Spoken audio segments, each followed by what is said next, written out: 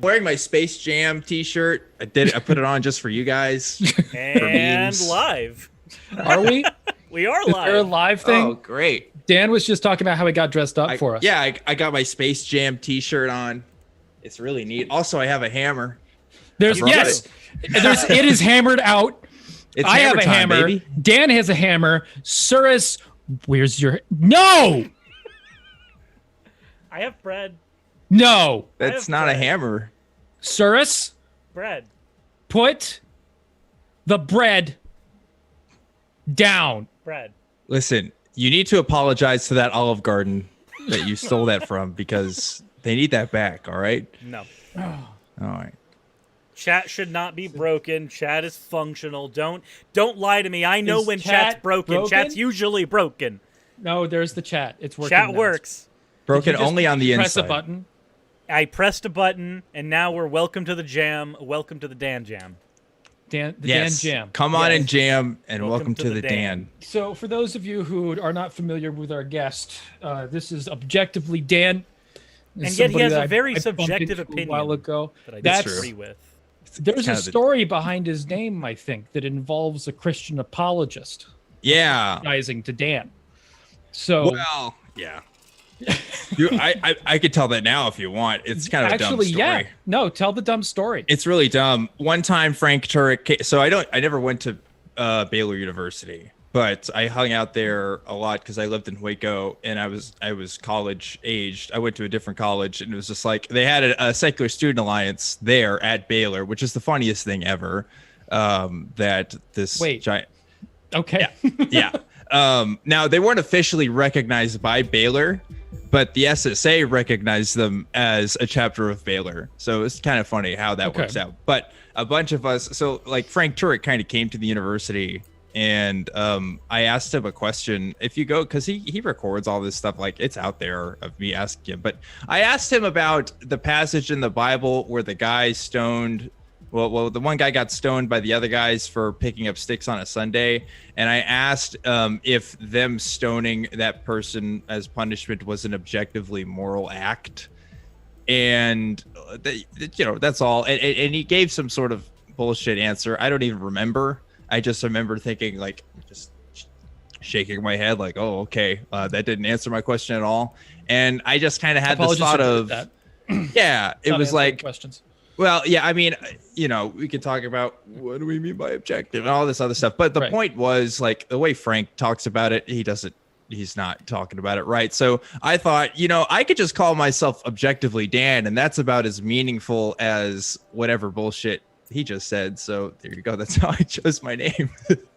You're just told in the chat that Cassandra Belmont is down with you as long as you're not objectivistly Rand. No, I'm not. And this is the unintended consequences of picking a name like mine is that people assume you think like You're a objective libertarian. morality is the thing, or you're an objectivist, or just all kinds of crazy stuff. And I don't. It's literally just a joke name, and People think I'm a body of water. It's just Right. It's Yeah, just I a get meme, that. bro. Everybody thinks It's just I'm a meme. serious. Yeah, it's just a meme, bro. So that's it. Me, the living meme.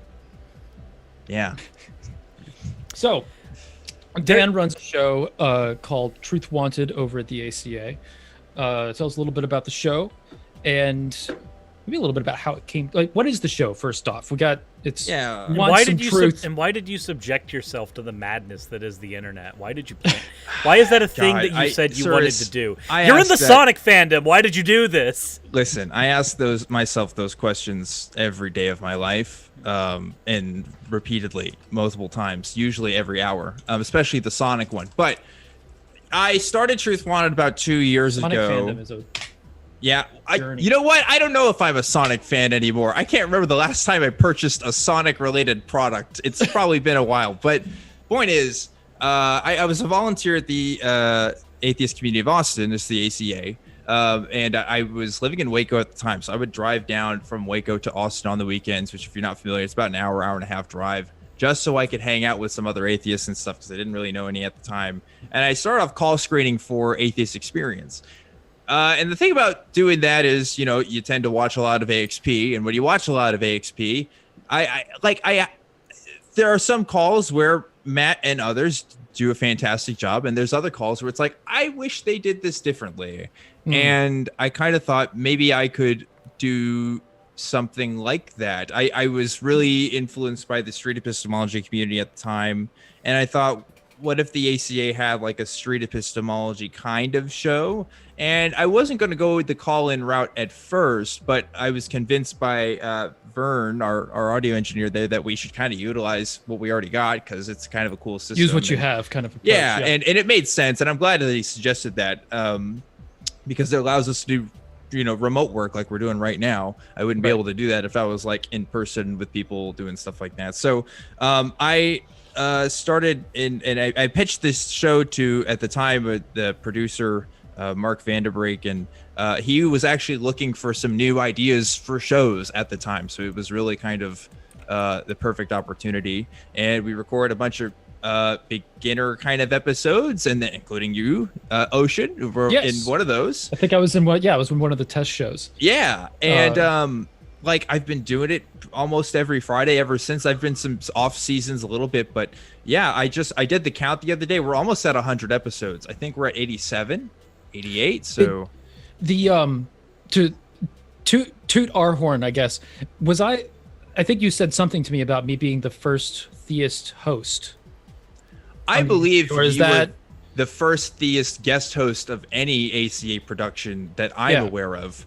Now, I haven't seen every single episode, unless you count Satanism, actually. But they're not theists, so I guess it doesn't count. Yeah, so it does. So you would be the first atheist to do rituals. Theistic Satanist is a few and far between thing to experience. Right. Okay. Yeah. So in terms of theists, yes. I think you were the first one, and how did that go over?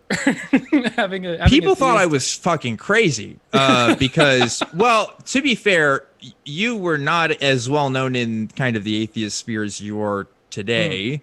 And also, like, at the time too. So like the thing is, now AXP is constantly getting guests and stuff. They weren't doing that before Truth Wanted. It's to toot my own horn here. They kind of stole that from me because they realized, hey, Dan's doing the cycle guest thing. You were like, I'm going to be the only consistent host, and the other person's going to be different every time. Yeah, and I like, because like at the time I was the only person really at the ACA that had the connections to like the YouTube atheist community. Like they really weren't talking to a lot of these people, and I was watching a lot of these guys, and so and I happen to know some just because from different stuff I've done. So I was kind of pulling in kind of these people that I knew, and you happen to be like in that field, in that realm, and I remember Matt in particular was just like, I don't know what the fuck you're doing. He didn't say not to do it, but he was watching very closely. I will say that. I actually remember some of those conversations from when that happened. Yeah. Yes, and he did call in, and I was like, I made the deliberate choice that night. I did not take the call from Matt because I was like, you know what? I'm under a lot of pressure already. We're doing something very new that's never been done in this organization, and I'm not about to mess this up. There's half of me that's like, thanks, Dan, for like not blowing that off on your guest and that kind of thing. And there's another part of me that's like, man, I wish he'd picked up the phone. Well, it's like nifty. It's like from where I'm sitting. It's just like that would have been a lot of fun. And, I'm glad I didn't have to deal with that. Speaking of that kind of reminds me that it was weird that the episode of Truth Wanted that you had me on, Dan, was the one where we got all the pagan callers too. Yes. And I was just like, wait, what? Yeah, I don't know. I saw that and I was like, man, I should just like call Cirrus right now and like just be on the show through his phone or something. Just fucking. Would you like to call a friend? Yes, is the moon haunted? Let me call my pagan real quick. My pocket pagan. Yes, a pocket pagan. You just come out. But the question is like, which pocket pagan? If I'm like, well, let's get a pocket heathen. Yeah, that's right. You got. We just grab Ocean. Kai is on speed dial for you as well. Yeah. I was inspired somewhat by a Christian podcast called the Liturgist Podcast. And the Liturgist Podcast is really interesting. I'd say it was a pretty integral part to my deconversion experience, because they treated people of other faiths and treated people of other backgrounds sort of like seating them at the same table, which I had never heard from a Christian production before. Like, there are Christian productions that try to do that when really they're propping up their own kind of thing. This was the first where it was like, wow, you are actually treating other people as an equal and just giving them a place at the table for discussion. You know, the thing with AXP is, I mean, obviously it's been successful for a reason. It's given a lot of people a voice and you know, stuff that they've thought in their brain that they couldn't say out loud, and somebody's saying it out loud, right? That's been great for people. But like, it was never intended to be a space for pagans to be a guest host, or for Buddhists to be a guest host, or for people who are really into aliens to be a guest host, you know. And like, that was kind of, I thought, the next evolutionary step in sort of what I wanted it to be. And it was kind of a crazy idea at first, but I think it's worked out pretty well. And we've gotten some amazing conversations on there, and we're still continuing to get awesome guests. Admittedly, most of the guests I do have on are atheists and are skeptics. That's mostly due to the fact that that's just most of the people that I know, and Matt, that Matt I can. And I disagree about whether or not I fall into skeptic. Sure, but yeah, like I would say that I was a skeptic guest, but I'm definitely a theist at the same time. Well, your perspective was one that none of the ACA shows had, right, as a guest in you know, before. But you've had Christians on as well, right? Yeah, a couple times, and I honestly thought I'd have more on at this point. I think that's something I'd like to do more, but I don't know. Like, it's tricky because, like, your regular pastor is also going to be different from your apologist as well. Yeah. And I've never, I don't know. I've technically had like, if you count like Craig as an apologist. Craig Reed? Craig Reed. Yeah. But I don't know if he counts, you know, like, he's not like Craig, a lot of other people. I don't know. He's a different kind of Christian, but I think that's good. Yeah, but I'd like to do that more. I really would. But like, you know, I'm always looking out for new people. So if anybody has any suggestions for guests, I'm open to it. What Christians have you had on so far? Like, not too many. Like, I had Craig on, and let's see, who else have I had that was Christians? I know I've had at least one other. Gosh, you know, it's like, that's the thing. There's somebody in my head that's been to the ACA a couple of times. I don't know if he's been on a show. Do you know what I'm thinking of? He's I'm thinking of Dean Meadows. So Dean Meadows has called into the show, but I've never actually featured him as a guest. Okay. You know, now that I'm thinking about it, has Craig been the only Christian I've had? Gosh, I need to up my Christian game. I guess I need to find other Christians. I don't know. I could suggest you some of the ones that I game with if you'd like that. Sure. I mean, like, it's, you know, it's like, I'm just interested in people's perspectives and how they got there. Like, that's really what it has always been. It's not like I don't know. It's not a debate show. I mean, you know that, Ocean. It's never been like two people. We had this conversation before where I felt like I might have been too mean. Well, because like, if you watch the first episode of Truth Wanted with me and Drew, genetically modified skeptic, the callers we had were some of the most aggressive I've ever had since the show, because they didn't know what kind of show it was. They were used to AXP People and stuff. coming in for a fight. They were coming in for a fight, and like, I had to show really quickly, like, oh, I'm not this person. I'm kind of this other person. I'm not trying to hang up on you, man. Yeah, and this is more my style, you know. And like, people, I do get comments and emails that say that some say Truth Wanted's their favorite at the ACA shows, which is great. Like, I'm really glad it's like another thing. But if people really want to debate, they do have other shows they can go to too. So it's kind of like you choose your own ACA adventure, you know. I like the format of it the most of the shows. You know what I mean? It's the with the goal of, as I think that you told me in another conversation once, that it's like that you wanted the caller to feel comfortable. That you wanted to just have a conversation with them. You didn't want to like shut them down or debate them or yell at them or anything like that. You wanted, if somebody walked away from the show going, that was productive, then that was, you felt that you had done a good job. If a caller calls into my show and they feel intimidated, then I have failed in my job. Right. So that's what I consider a failure. Is somebody watching this not uncomfortable in the sense of, oh, this is a new challenging idea that I haven't wrestled with before, but uncomfortable in the sense of, oh, I don't feel like I could say anything because I feel like I'm going to get shut down. Right. You're going to walk into a trap or some shit like that. You know. Yeah. I'm not a trap show. I'm not going to spring launch anything on you. Now, sometimes I have guests who, I don't like, my guests are my guests. They're their own persons, and they may talk to callers a specific way, but for myself, I set the standard of, hey, like, this is who I am.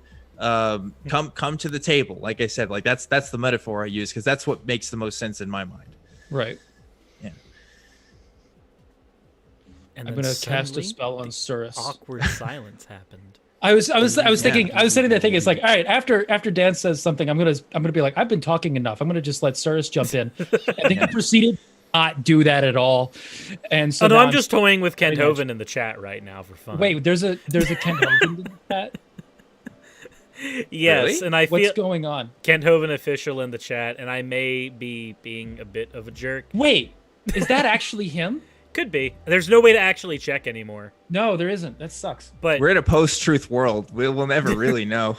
But God dang it! You know, I'm going to use that point on our Sonic Adventure debate. By the way, that's going to be the first thing. It could be him. It's got the same. But I don't know. I'm just like saving souls for Jesus. Busy day baptizing folk. Well, I hope you haven't done any long-form baptisms because I just did a video about how that saves souls.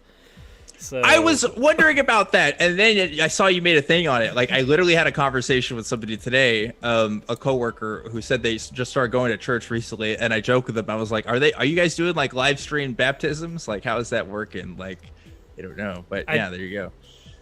Okay, so how are you guys even checking that? Because the way I used to check that was by clicking the people three are dots. saying, yeah, I used to be able to do that, but I can't do it. Yeah, I can't do it anymore. Are people saying they verified it in some way? Yeah, they're saying they verified it. I just don't know how.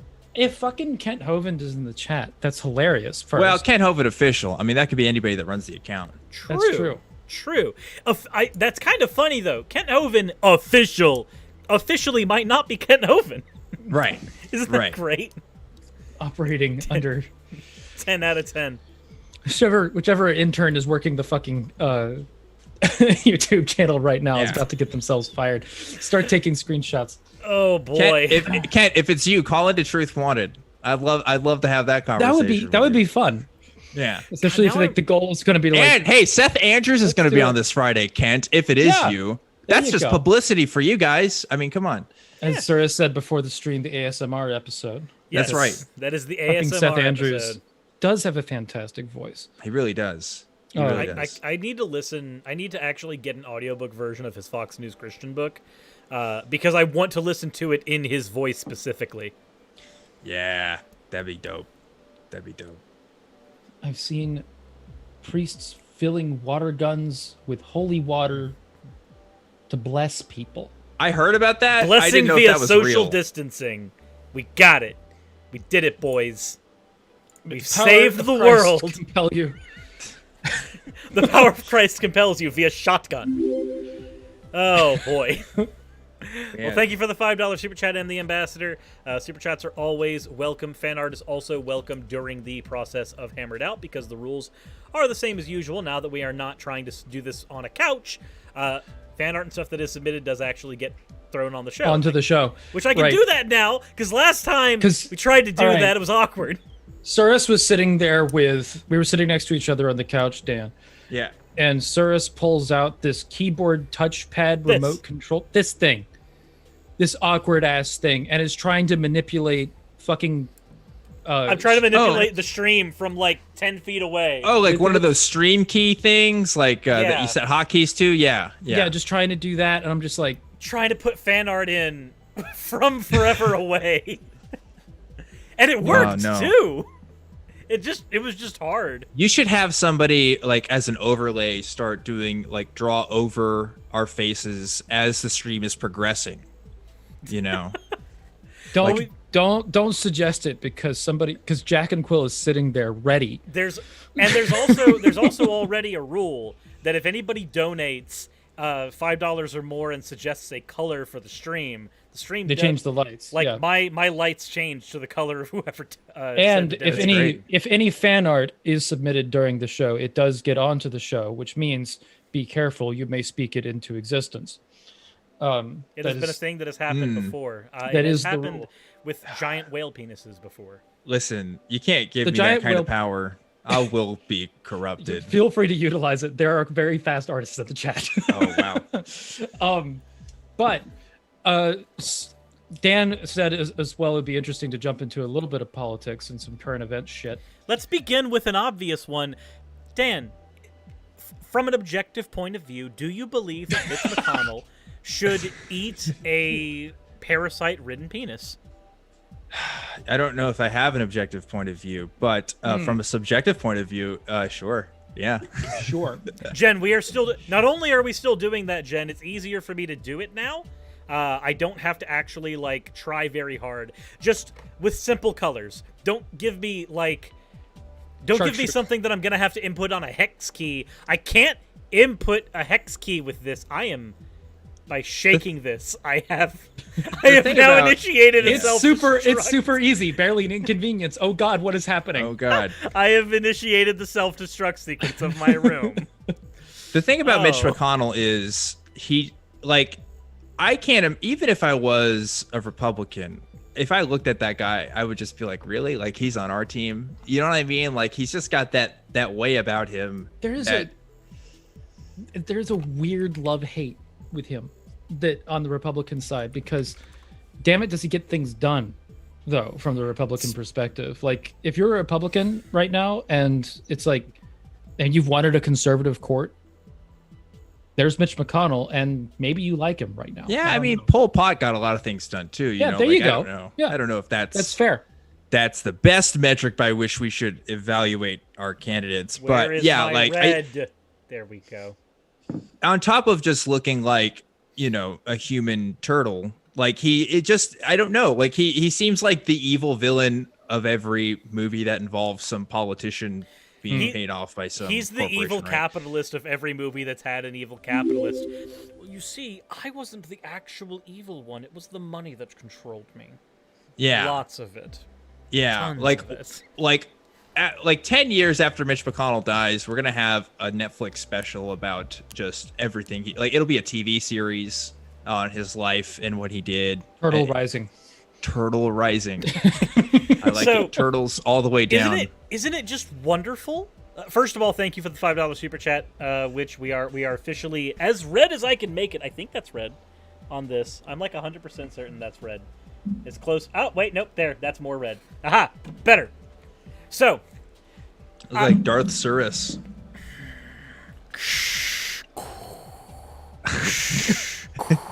No, there are certainly more Darths happening than on Vader. this show. There's certainly more Darths than Vader. It's a very professional production you boys got going on here. I really enjoy it. We're really professional. It's at least 10 out of 10 if you took one of the ones off on at least the left side. Yes.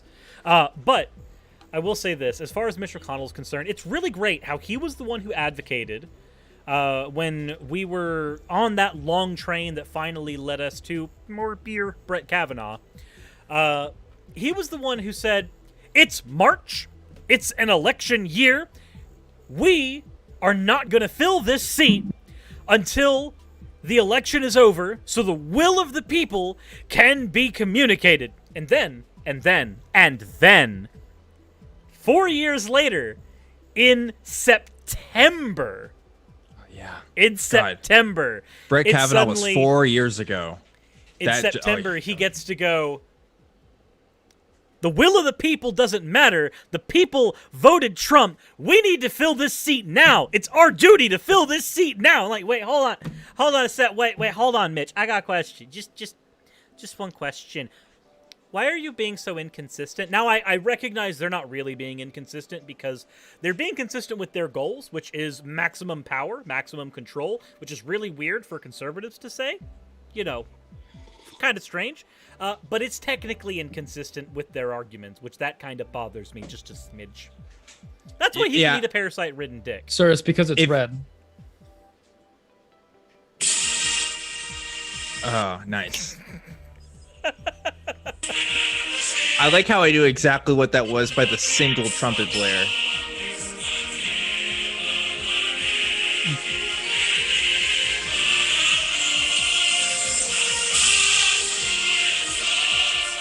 Wow, we're committed to this bit, huh? Anyway, okay. Yeah, no, like if I play the whole song, I don't know what you're talking. Anyway. Here's the thing: Mitch McConnell could turn around with a robe over his face and say, "I am the Senate," and I wouldn't even blink. Right? Like it doesn't matter. I am the Senate. Can you imagine? Oh my God! No, it was that fit, unfortunately. Right? I keep thinking like one day they're gonna die. They're all gonna die. But like he might be the one that could be immortal. Can they at least like, die alone, please? Well, if anybody has a Horcrux, right? Like it's got to be Mitch McConnell. That's all I'm saying. If any one of them is a lich, it's Mitch. Yeah. Mitch the Lich. Dude, that's a good one. All right, you should go on the Mitch McConnell campaign, dude. You can advertise for him. Mitch the Lich. Mitch because only the dead can secure life. God damn it. Why are we doing this job? The necromancers tell me that it takes a child to raise a village, but I think it takes a senator to protect a child. Oh man. Actually, wait. How would that algorithm work? So if to create his phylactery, he had to raise a village, like burn it down to get enough for his Philosopher's Stone to make his phylactery. And yet it's to save the lives of the unborn. When does this equation start being pro-life? I'm curious. How many bodies do we need? Can you be pro-life if you're undead? Does that even... Unborn undead. If Sylvanas has taught me anything, no. Comes out in the wash. Yeah, I feel like if you're undead, you're pretty chill. Well, maybe not. I guess it depends on the lore, you know? Like... A lot of undead folks, they seem to want to make everybody else dead. You know what I mean? So it's like they must be kind of into it. To me, it seems intuitive that necromancers would be environmentalists because they're so big into recycling. You know, that's a good point. Can you imagine like a hippie necromancer? That'd be just like, dude. Wait, October is coming up. It's a necromancer. It is a necromancer dryad hybrid that sacrifices the souls of humans to bring the trees back to life. This is a super serious political discussion. They just happen to be Ents because they need an army still. Honestly, the content of this discussion is probably just as good as what you see on C-SPAN. So I'm not really bothered by it, you know? Actually, yeah, Sam Chaos just pointed out. That's just a Golgari. I've just described a Golgari. I'm the only one that knows what a Golgari is, don't I? Yeah, you are. I'm sorry. I would have said something. My God. But... Okay, so in Magic the Gathering and Ravnica, there are 10 guilds. The guild that are the environmentalist necromancers are the Golgari. They are literally environmentalist necromancers. That sounds dope. I'd join that guild. I'd be down. That seems like the best way. What's funny What better way to save the environment, right? So their colors in Magic are black-green.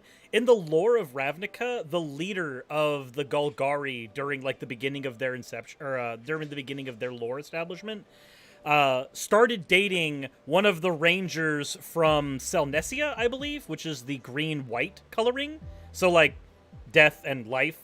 And their relationship was working fine until he died and resurrected himself and was like, so I'm going to raise our kid at home with all the zombies and don't mind the flesh that's like peeling off my face. It's still going to work, right? I don't know. I was spacing out what you were talking, but imagine this, right? Because you said Magic the Gathering.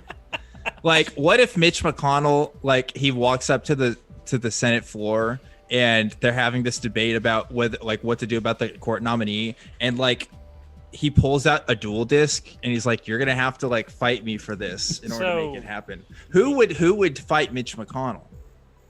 It would have to be Chuck Schumer. AOC, right? Oh, Chuck Schumer. Yeah, no, it's the Senate. AOC's in the House. AOC's not part of the Senate, but like, if she AOC would fight him. She's fucking silver. When AOC beats everybody in the House, then he moves up to the Senate. It's like the tournaments in Yu-Gi-Oh. Like when they beat everybody on the island. She's a senator, to be fair.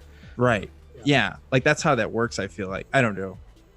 She's got to defeat everybody in the house. Yeah, I can see that. Well, she has to get enough locator cards first, and then she'll be able to fight. Yes, she gets the locator cards, and then has to beat Seto Kaiba.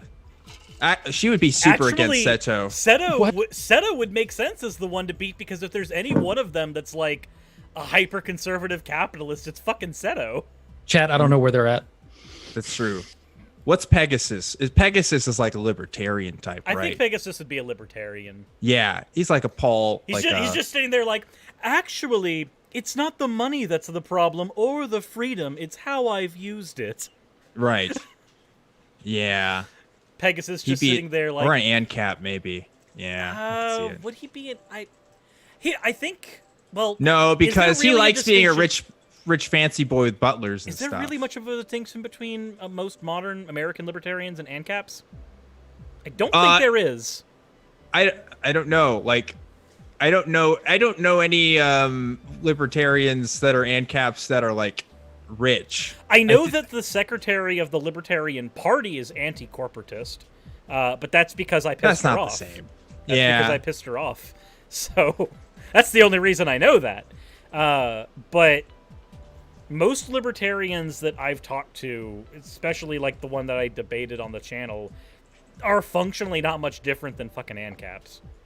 So I just want, AOC. I still imagining AOC and Mitch McConnell fighting on the floor. She'd have like a Karibo. So I'm just gonna... He'd have like a black eye. I don't know. It's been a minute since I've played. I'm just gonna point out that this exists. I can't tell what that is. Oh yeah, the lighting's red. That makes it kind of difficult. Ugh. Hold on. I will battle Mitch McConnell. I just need to pull out a deck box here. Hey, you've been upping your Pokemon TCG game, Cirrus. Yes, true. I've seen you post about it. So, like, are we gonna duel? Because that's like the one card game.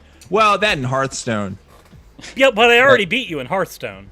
That's true. But Pokemon, man, that's another realm. So you can do it. So, just gonna say, I just pulled this out of the deck box. I mean, if it's Pokemon you want to fight in, then we can do that. We can do that. I'm actually perfectly fine with that. I'm 110% fine with that. Oh, come on, man. You're just, you know what? You're just Seto Kaiba. You just buy all the cards. With what money, Dan? You're the real villain, Cirrus. With what money? I don't... Your $5 super chat donations, apparently. I don't know.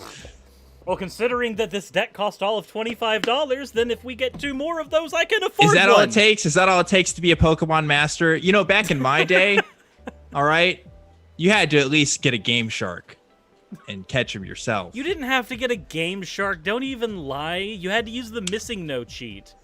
Yeah. Don't fucking come in here with this Game Shark nonsense. Missing No, like the rest of us plebeians.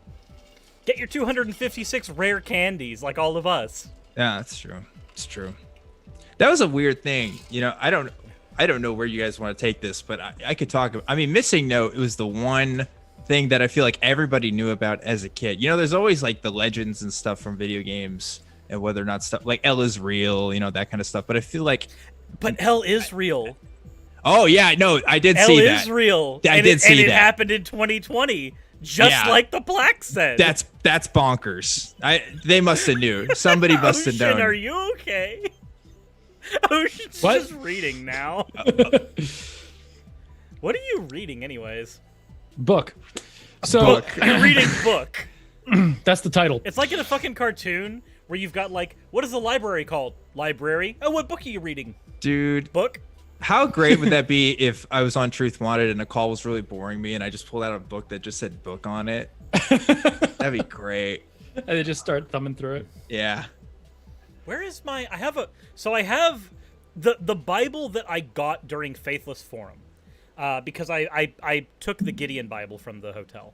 The one that you used to beat yourself? Yes. Wait. That is from Faithless Forum. That's phrasing. Anyway, so yeah, that one.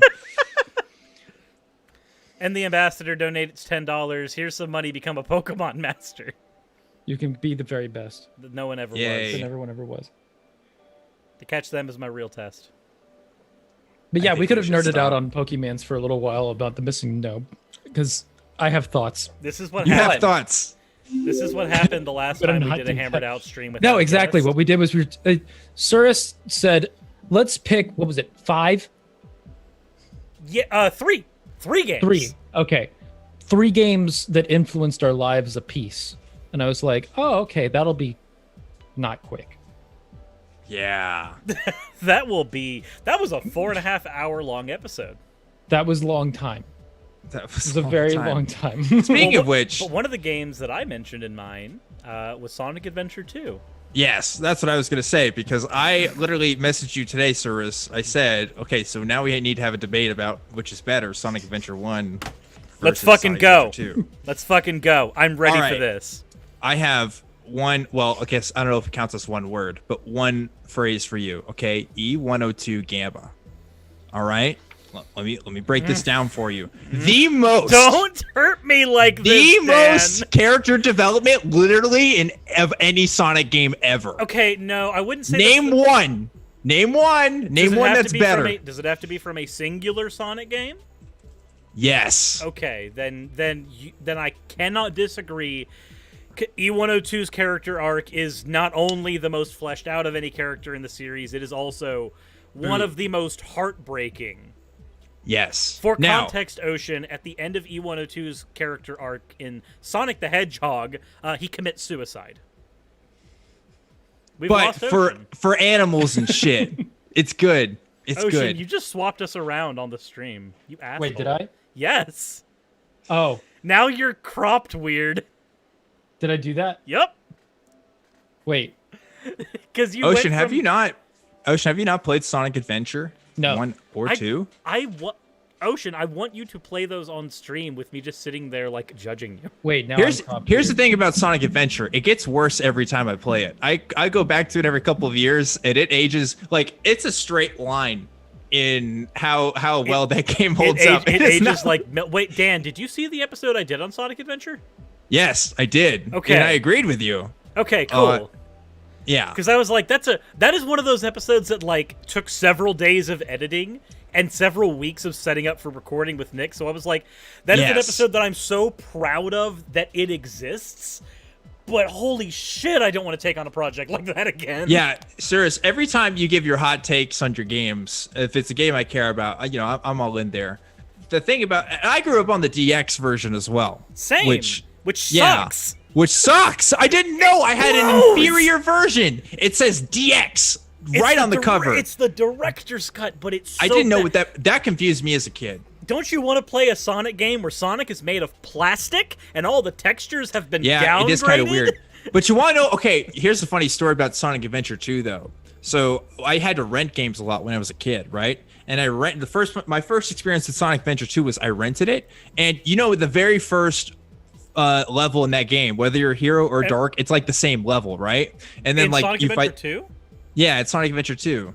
In Sonic Sonic and Shadow, they're both like running down the highway with the truck. So their demo starts you out in City Escape for Hero, but Radical Highway for Dark. Oh yeah, okay. Which is I guess not it is. how the game actually works. That's true. I guess I had the demo. Oh, I don't know. Okay, but what I remember, right, is you fight that boss where they kept saying the weakness of it's like a mecha that you're fighting, right? Yeah, and the it's weakness of the boss. It's a hotshot. Yeah, the weakness of the boss is you have to hit the cockpit. You have to attack right? the human being, yes. Have to attack but they say the words cockpit, right? And so they have those little hint things, and I got there and I kept seeing the word cockpit. I was like in elementary school, I didn't know what that word meant. So you just read cock. So I couldn't beat it. And finally I asked my dad, like, how do I do this? And by the time I finally even asked him, I had like a day left on renting the game or something, and I didn't get much farther. I do remember playing Dad, as Rouge what's a cockpit? or Knuckles. Yeah, basically. That's what happened. So that was my first experience with Sonic Adventure 2. But SA1, I had that shit on PC. Oh, you got the EU PC version? I got the PC version not the new one, but the old PC version. The old PC port. The old PC DX one. So Do what you will with that. What's funny is the HD version of the game is running off of a botched version of that PC port. So even if you get the new version, it's the same one. Yeah. With all the problems too. It's like okay, they're not good games. They're really not. Well, hold on. Now we're gonna fight. Now we gonna fight. Well, I mean, they're not good now. I mean, come on. Like, I don't know. Like, it was good for its time. But so hold on. Let's talk about the concept of a game aging poorly. Okay. In your eyes, what is required for a game to age poorly? If I have zero desire to play it ever. That's subjectively Dan right there, though. That's not correct. Yeah, okay. I never said it was objective. You know? Okay, so your standard is if it is not something that you personally want to return to. Yeah, or if I try to and it's just not fun. Like, or if there's a better version to it, right? Like, there's some games where the next version of it is just so superior, it's not even worth going back to the original. Like some of the Assassin's Creed games. If you ever played the first one, it's really wonky. Like, it's not as good as some of the later ones. You know? So, the difference with that and the Sonic Adventure games is, aside from Adventure 1 and 2, we haven't gotten any games like that. That's true. Well, I mean, hey, there's this little thing called Sonic the Hedgehog. Yeah, no, haven't you heard of it? So hold on, where the fuck? I know for a fact that I put my copy of it behind me. I know it's here somewhere. Hey, do your guests usually isolate Ocean for as long as I have from conversations he's not interested in? Because I feel bad. I'm sitting here very confused. Oh, no, I isolate Ocean from conversations because his facial reactions are hilarious. And I start reading books and kind of weird shit like that. Like, I'm sitting here like, because like with Sonic Adventure, it's like, okay, yeah, I'm seeing the nerding out. And I'm like, I don't understand any of it. Ocean, there's like an entire. Like, you can play as Ocean. You can play as a fat cat that fishes for a frog. Let's not bring up Big the Cat. That's one of the gameplay modes. Big the Cat is my argument. This game is wild. SA1 being the best one.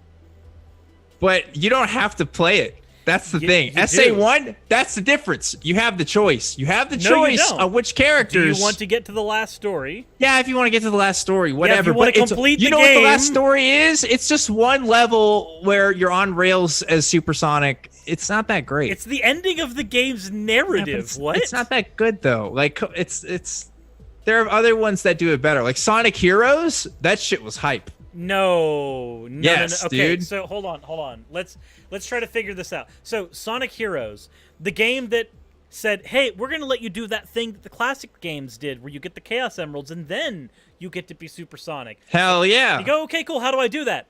You get a ring near the beginning of the level, okay, and you get it to the end of the level, okay, without taking damage at all.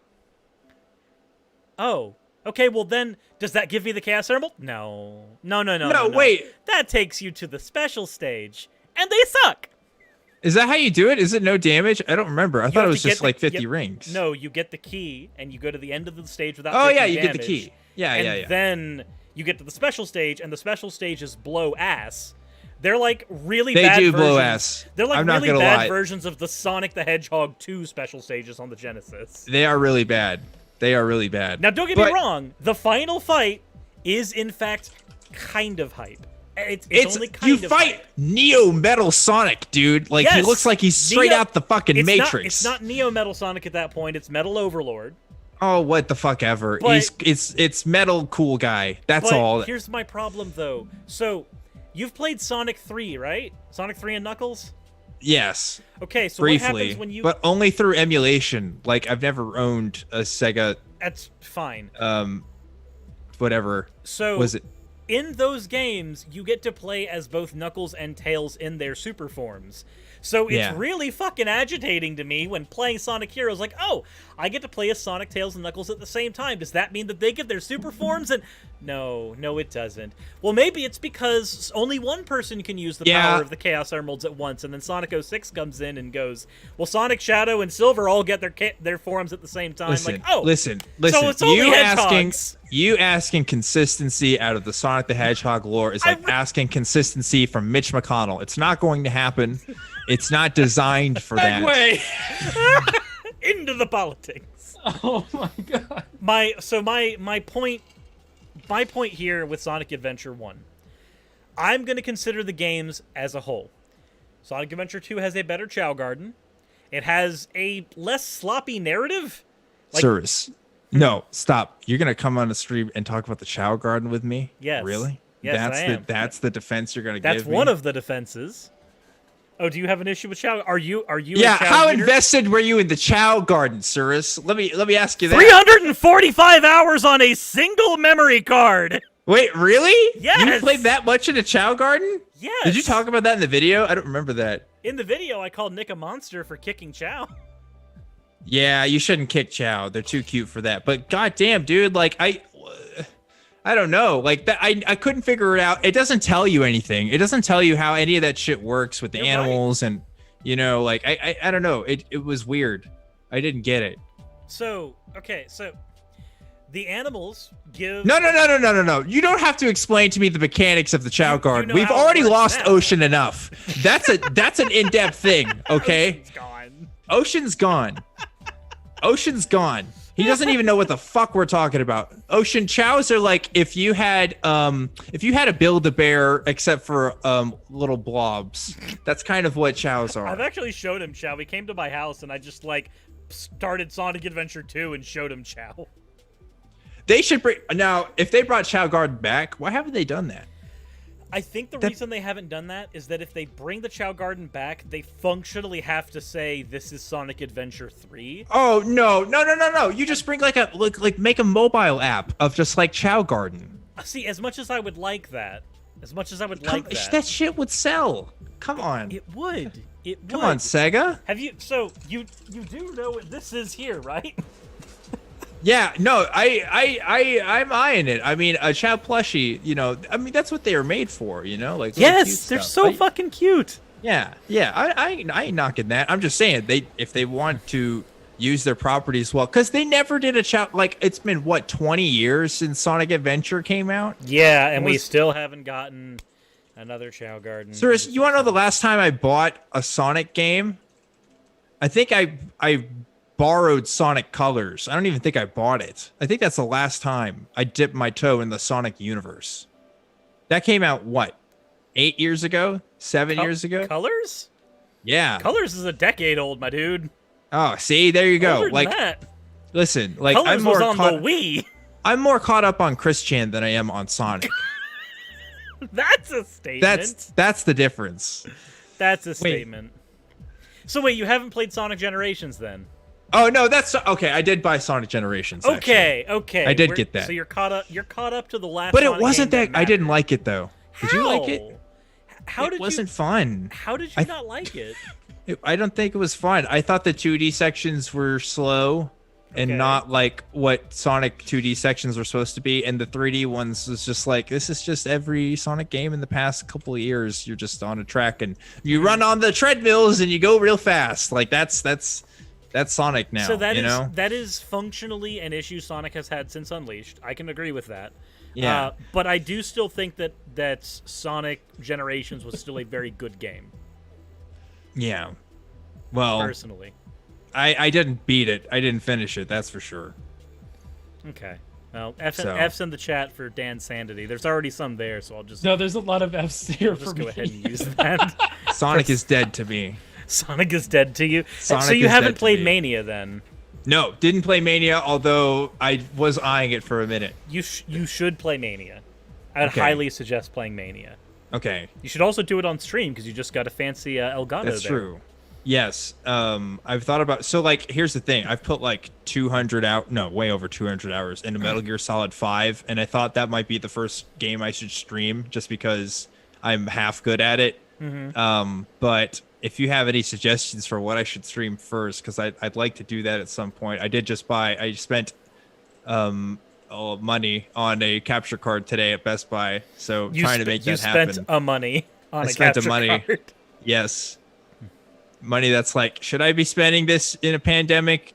And I did it anyway. So there we go. Hopefully I can get a return on investment. We'll see.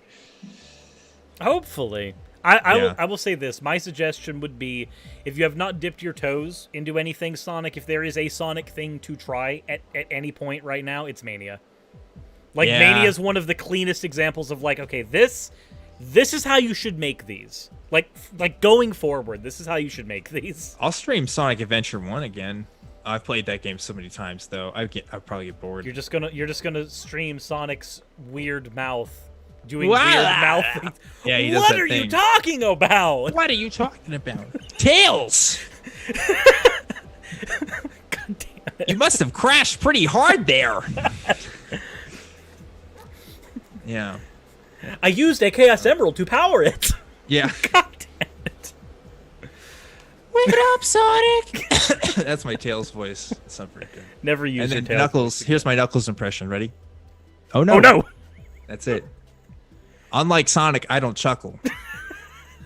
Unknown from Emmy is the best song of all time. It is the best song of all time. So Dread Fox, the rapper of that, did you know he went on to do shit in Parappa the Rapper? I did not know that, but that makes so much sense. Because I was playing that game one time and I was like, who made this song? I looked in the credits and then you're just and the like, credits wait. said Dread Fox. That was the guy's name. And I'm like, what the fuck is this?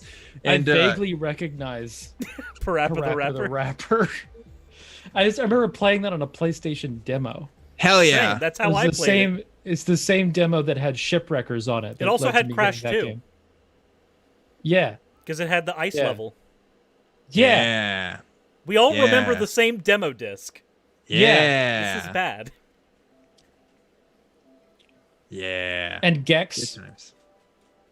I don't remember Gex being on it. I never played Gex. I think it had a video for Gex on it, but it also had that weird IQ game on there with the blocks. You want to come on I don't know if anybody remember this.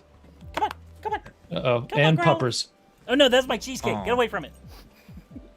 Where's Pico? I got Pico over here. I don't know if you can see him. No, I've been watching the cat in the background. He's it's been my chilling, saving man. grace during this Sonic. That is a chill ass cat. Dude, he's chill right now. He chill is. ass cat. I have to lock him in the other room Pico. half the time on Truth Wanted because he can be a bad boy, but he's chilling right now.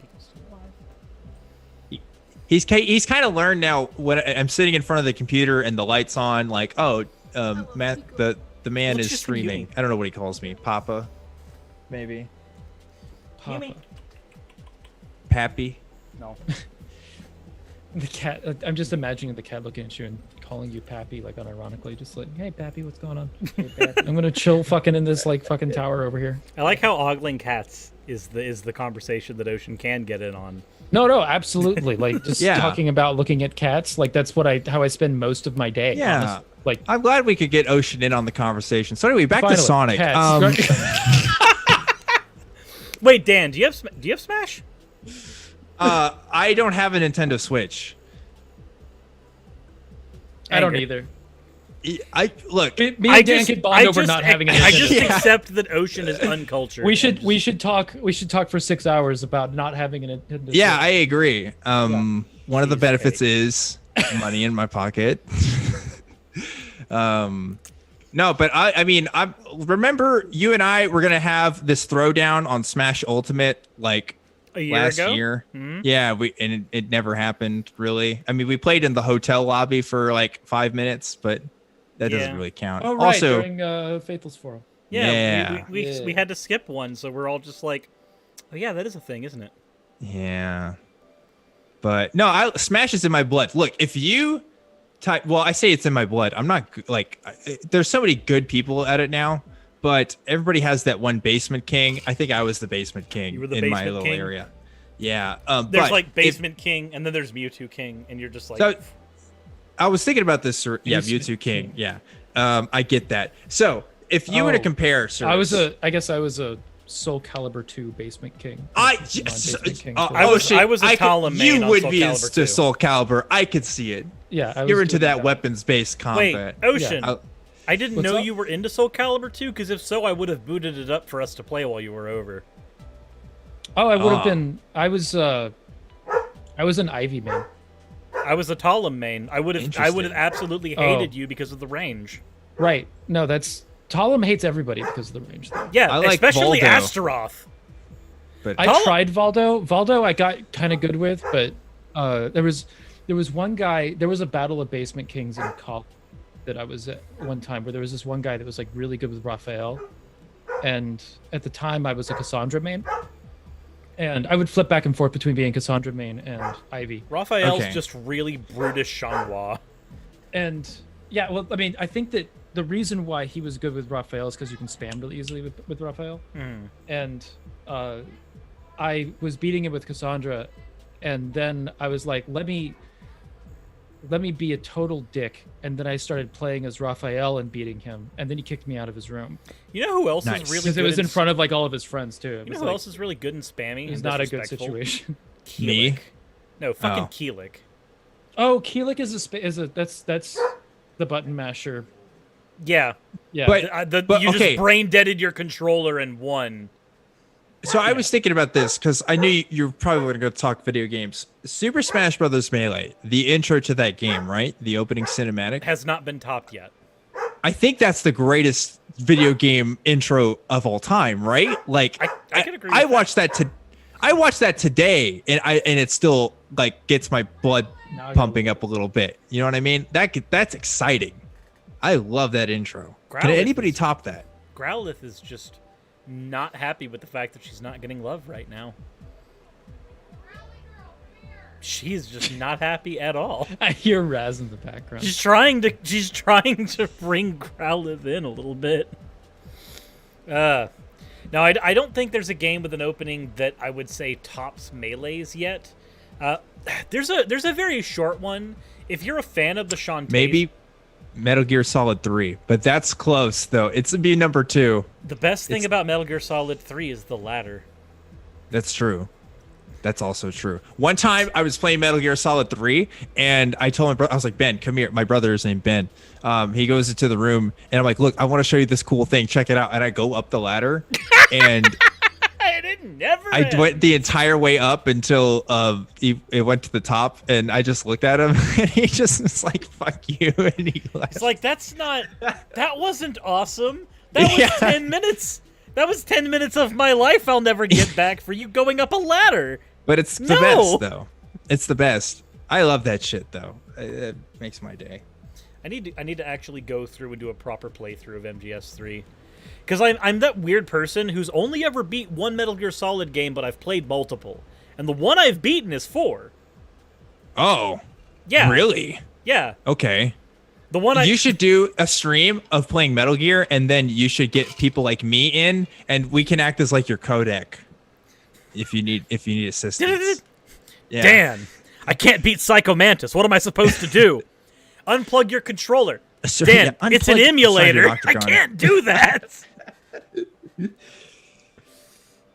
Ocean, you okay? Did we go out in the weeds for you again?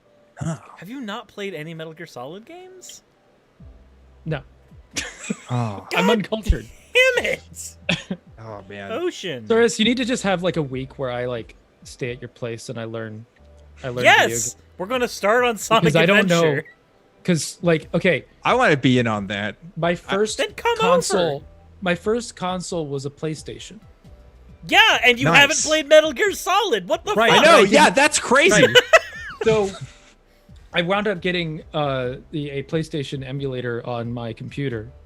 So I might do a few things, but like I don't know. I did words. Like, okay, so here's my words. Here's my what I remember about PlayStation was stuff like fucking like I played Abe's Odyssey, I played Frogger, I played like a bunch of the Final Fantasy games. Crash Bandicoot. Did you play some Crash? I played some Crash. I played some Shipwreckers. Got some Spyro. Got some Spyro. Of course, I played some Spyro. Spyro 1 and 2. Okay. You're saying of course, but you're also saying you've never played Metal Gear, so I don't know what to expect. I don't know how to read. So I didn't play. Well, then you wouldn't actually be able to beat Metal Gear because one of the things is that there's a lot of text. Not just that. There's actually information. I had a hard necessary. time with Final Fantasy. There's information necessary for beating Metal Gear that is not in the game disc at all. It's in the instruction. It's in the instruction booklet. You have to find Meryl's codec number. Okay, how do I do that? They literally say, "Look in the instruction booklet." I started on 3. I never played the other ones. I have to look that up. But yeah. great. Yeah, Metal Gear is a very interesting game.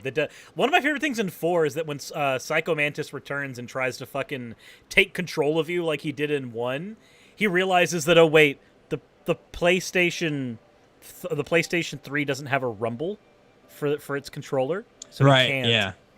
He's just like he's just like, wait, your technology, it's missing some components. I can't harm you anymore. I don't know how to feel. For context, Ocean, what Psycho Mantis did in the first Metal Gear to fuck with you, the first thing he would do is he would say, put your controller on the ground. And he would... Functionally, what it looked like is he was controlling your controller by moving it around, but it was the vibration. It was the rumble. Yeah. But he would make it rumble in such a way that the controller would, like, walk on a hardwood surface. And it was... weird. Yeah, it was really weird. And then he would go, like, as you were fighting him and you couldn't beat him, he would go, I can read your mind. You've been playing Castlevania. And he would just read your memory card and just start voicing off the games you've been playing. Yeah. And when they did the remake on GameCube, they did the same You've thing. Been playing Super Mario Sunshine. Yeah. It's great. You like fighting games? You've been playing Super Smash Brothers Melee. Yeah, good stuff. And, like, the way you have to beat him, the way you have to beat his mind control is plugging your controller into socket 2, which is what you do on the PlayStation. On the GameCube, though, because it has 4 ports instead of 2, you have to keep on plugging it into different ports as the fight goes on. Yeah. Because he starts just making certain ports unusable. Man, we're never going to have a game like that again. No, we're not. You know? Ocean, unless they did something. Wasn't there a not Silent Hill, but there was another horror game like that on the GameCube that would like Eternal Darkness. Tell you that it erased your memory card. And Eternal that kind of Darkness. Shit. Yeah. Okay. Eternal Darkness would do things like... I remember a friend of mine just coming into school like this, and it would do things like... Go ahead. It would do things like mute your TV, turn it on and off, turn your volume up and down. Like, it would do a lot of weird shit. Did you guys play Dead Space? No. I have...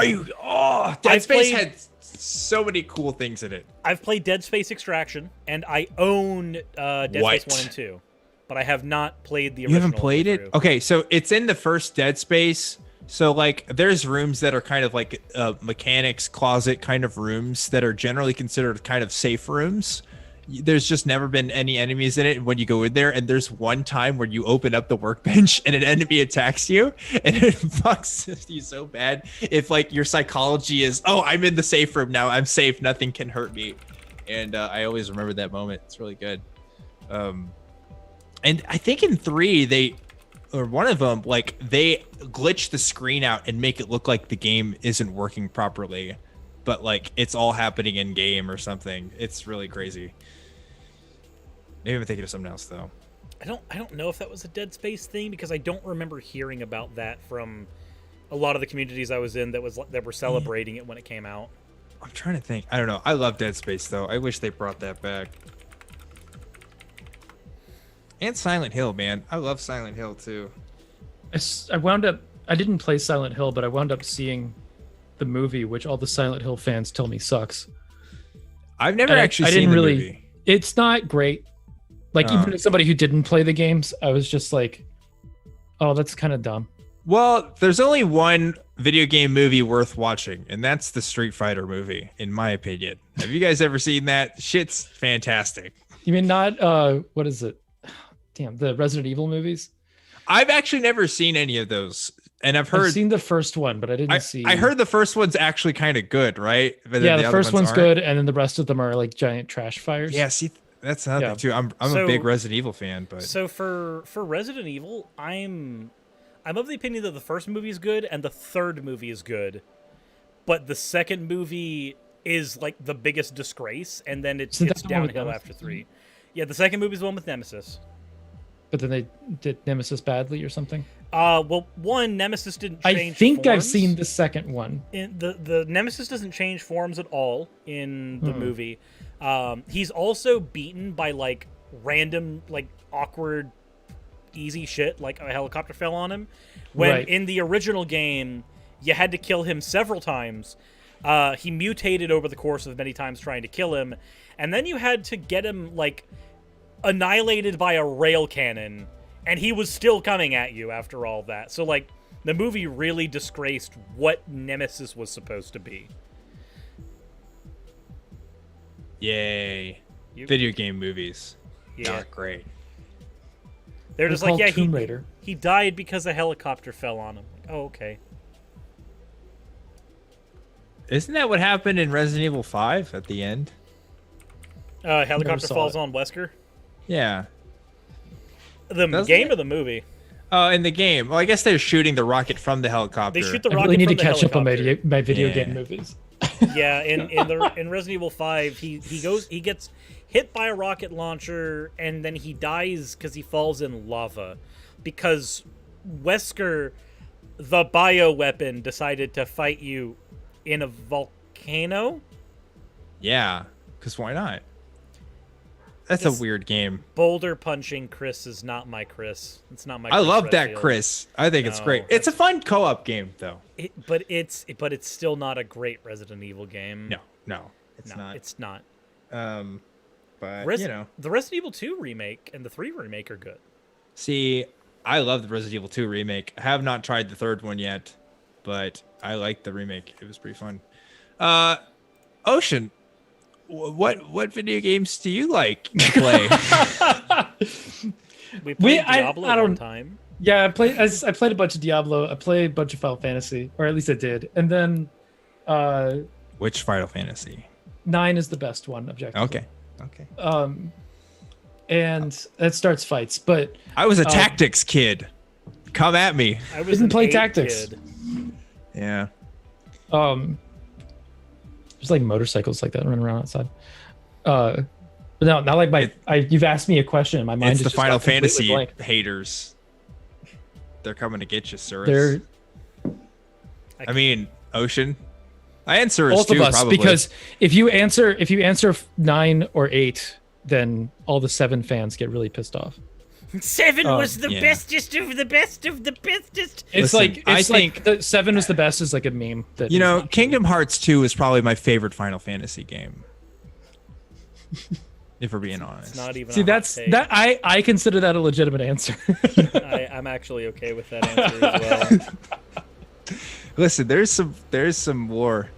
All right, it builds. So I do words stuff. That's number 3 in the top intros of all time. By the way, I'm sorry, I'm interrupting. First Kingdom Hearts game. The intro to that, where he's like flying around, and then I feel like almost transitioning to something serious is like disrespect to the conversation. No. I'm sorry. Do we want to do that, or do we? I'm sorry, Keelan in the chat. I am not a Mario Galaxy fan. I have tried. I like Mario Galaxy. Hey, no, wait, stop. Because like I feel like this is a video game shut stream. Up. We're talking to Ocean now. Ocean. Oh no, I don't want to. I don't words and stuff. But no, go ahead and finish what you're gonna say. No, all I was saying was the intro to Kingdom Hearts is great. That's all. Okay. No, that it's simple and clean. Simple and clean. It's the way it should like the intro. I like the intro to Final Fantasy VIII. And I like the intro to Kingdom Hearts. Final Fantasy VIII's intro is really good.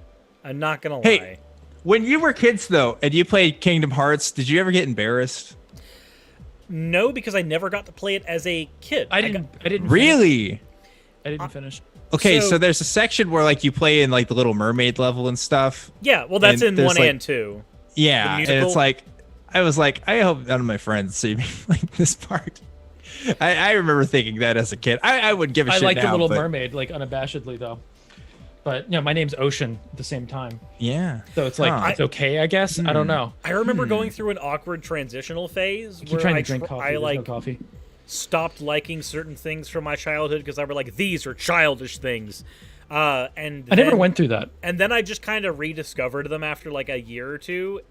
Specifically, it happened with Pokemon. I went through like 2 years where I went, Pokemon's stupid. I'm an older kid now. I don't care about this. And then I distinctly remember 2 events happening in my life. One was hearing the sound effects from Pokemon Emerald come from some random senior's Game Boy SP when I was a freshman and going, wait, people older than me play Pokemon? My world is shattering a little bit.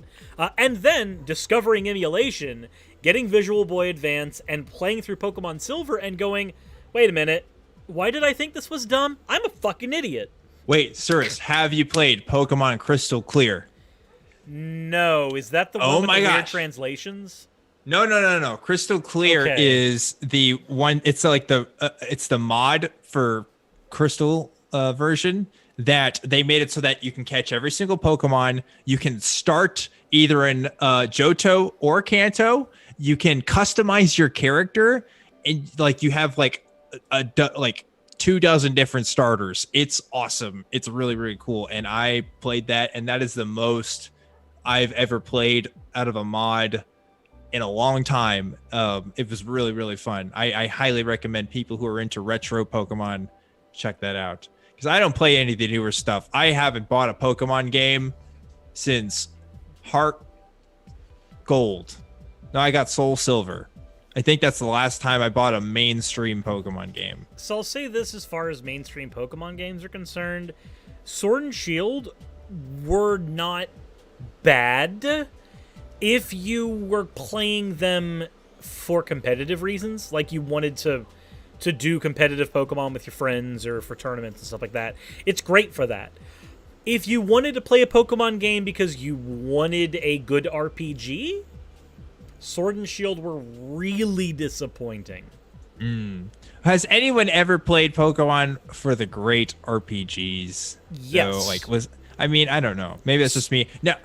Black and White. If you've ever had a chance to play I didn't Black play and that White. one. Now, I had Pokemon Emerald, right? And I got an event Pokemon when I was a kid. I got a Deoxys. Did I tell you this story, Cirrus? No, you didn't. I got a legit Deoxys at a Nintendo event one time. I was in 5th grade, and my friend and I went to a Pokemon trading card game tournament in Houston, Texas, and we got the shit kicked out of us. But they had distribution Pokemon there, and I got a fucking Deoxys. And it didn't matter because all of my friends were cheating anyway, but I had the only legit Deoxys of anybody that I knew. I thought I was the hottest shit. Ocean is officially the best person in this call right now. I can't even see what he's doing from the thing here. Oh, is he playing? Is that Crystal Clear, Ocean? No, he's just pulling up. He's pulling up yellow. He's just playing yellow. He's just playing yellow. Just playing yellow. Yeah, he's just playing yellow. He just fucked off. He was so tired of trying to get a conversation in.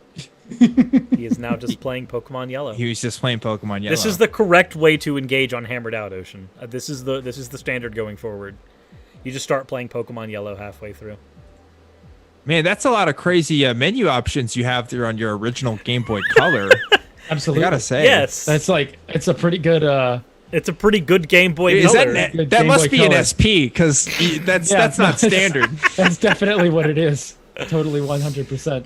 Dude, I had the Shrek. Do you know about the Shrek SPs? No, I don't know about the Shrek SPs. I feel is this your They had a fault? tie-in for Shrek, dude. Okay, so like the top part of my SP was orange, and the bottom part was green. They were 2 different colors. And now it looks like I am playing Pokemon. You gotta look at this, Cirrus. Look, I'll join in too. What's up? Oh, what the fuck? We got N64 controllers here. Let's do this. What's this? Shit. What's 2 controllers at the same time. I can do that too. What a novelty. We do it. We're gonna do it. Just Are you going for 3? I have this PlayStation 4 controller in a box still that I've had for a little bit more. I have this Xbox controller in my hand still.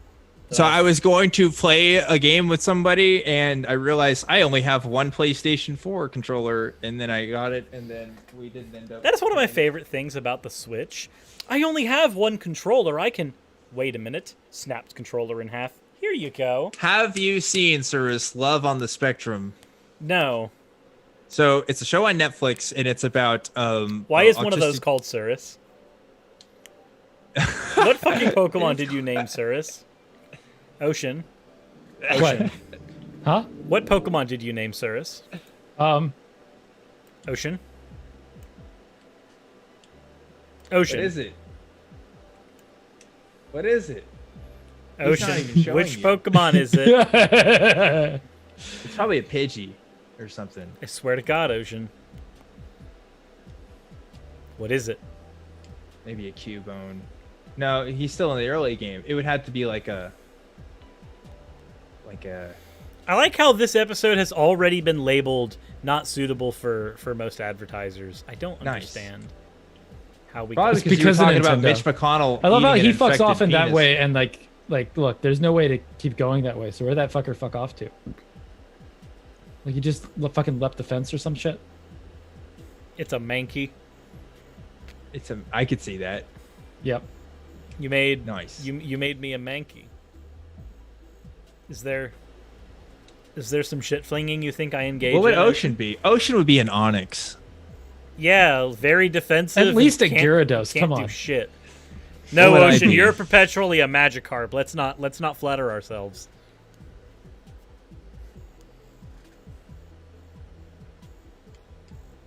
Is that me?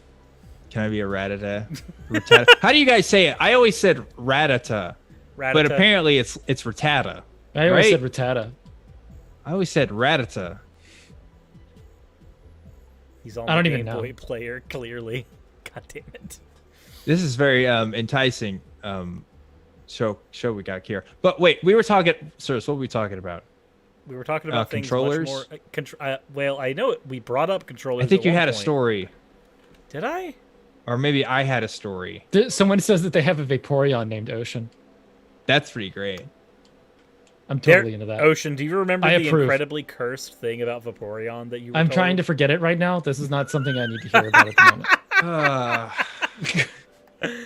I know you guys long enough to know without knowing the details, knowing the gist. You know, like Oh, I you can guess. probably know exactly what it is. I think you sent this to me actually, Cirrus. It is a thing. It is a cursed thing that Raz sent me, and it is the worst thing.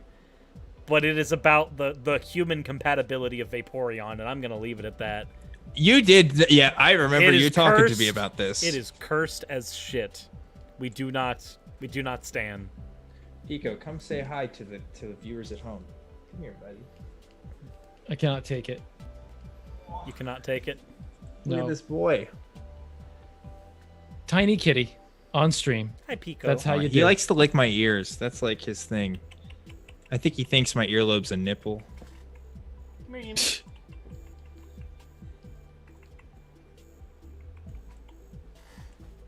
My precious, precious boy. Oh fuck. Cirrus died to a Nidoran male. Oh no!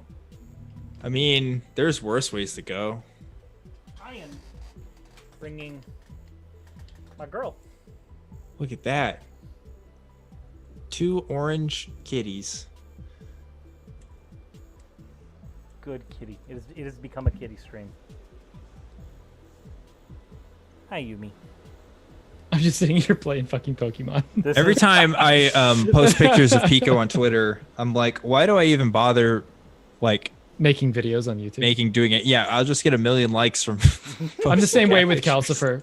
I made a Twitter for Calcifer, and the day after it got 70 fucking follows. I was like, are you fucking kidding me right now? Yeah, 10 out of 10 is perfect. Hi, Yumi. What is your plan? Headbutting? Okay. Good plan. Good plan. Oh man, This is now just cat stream. cat streams and Pokemon, Yep. Pokemon and chill. So I Have you think- seen that thing? Oh, I was gonna say, you know how there's like those like lo-fi chill remixes of everything? Yeah. Yeah. There's one of Bernie Sanders just talking, like filibustering, played with lo-fi hip hop in the background, and it's unironically like a really like good thing to listen to chill out. Oh my I really God. like it. You'll have to I send have that to me. unironically put that on. I think Drew and I were hanging out, and I think we were playing GTA 5, and we just had that in the background. Or no, we were playing Mario Kart too. I remember that. Yeah, good times. Mario Kart 2? No, 2 is in also, not like Okay, I was second like, one, wait. but Wait, we were just Mario Kart 64? Yeah, we were just chilling, and then I just I had my laptop, and I just very quiet, very subtly put that on in the background to see if he would comment on it, and there you go. Yumi, do you like stream? Are you enjoying the stream, Yumi? I'm tired of the 1% of Pokemon trainers capturing all the Gyarados. They've captured all of the adamant Magikarp. All of them. They hoard them for themselves. I'm tired. The Elite Four. Lance the Dragon Trainer is part of the bourgeois. He says he's a dragon trainer, but he doesn't. He only has one dragon. He's got the 1% of Dragonite of the 1% in the entire Kanto region. Can we just point out that it's really weird that Dragonite that Lance's team is a single dragon Pokemon, and that he's just like Charizard, so Aerodactyl, what the fuck Gyarados. were they thinking when they made there's two Pokemon? Dragonairs, aren't they? Yeah, there's two Dragonairs as well, but it's still the same line. How many dragon Pokemon are there? That's it. That's the only one in the original game. He's a dragon trainer, so he's got 3 of the dragon Pokemons that exist. But really, it's just one because they're just evolved forms of each other. Right, but he's a dragon trainer, so he has multiple of the single type of dragon there is. Yeah, and then he's got a Gyarados, which why didn't they just make that thing a dragon type? I don't know. Well, they did later.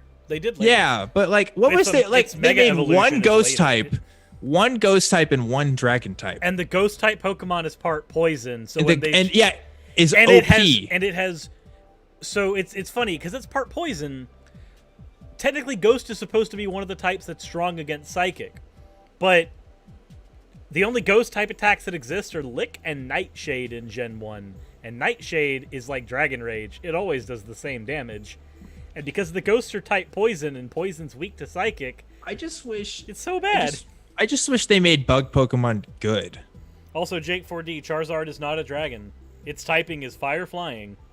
Gyarados and it can't fly in the first game either. Yeah, in Red and Blue, Charizard can't fucking fly. Wait, no, whoa, hold on a second. I was flying with Charizard. No. In Yellow, not in Red and Blue. Oh. Yeah, in Red and Blue, they okay, I vaguely remember that being stupid. So, Gen 1, it's BS. That's what we should do, though, sirs. We should do Pokemon Stadium. I'm fine with that. I'll fight you in Stadium. That would be a good time. So back when Pokemon Go first came out, I used to actually take a TV down to Marietta Square with my Wii that had Pokemon Stadium 2 hacked on it. I thought you were going to say with your weed, which would have made it funnier. But I mean, it could have, but then I would have been in jail. No, I would actually take it down there with my Wii, with Pokemon Stadium 2 hooked up to it, and just as people are playing Pokemon Go, just fucking start playing Pokemon Stadium 2 with people right outside the courthouse. It was great. That's America. It was just considered normal because there were 500 people out there at 3 a.m. trying to catch a fucking Squirtle.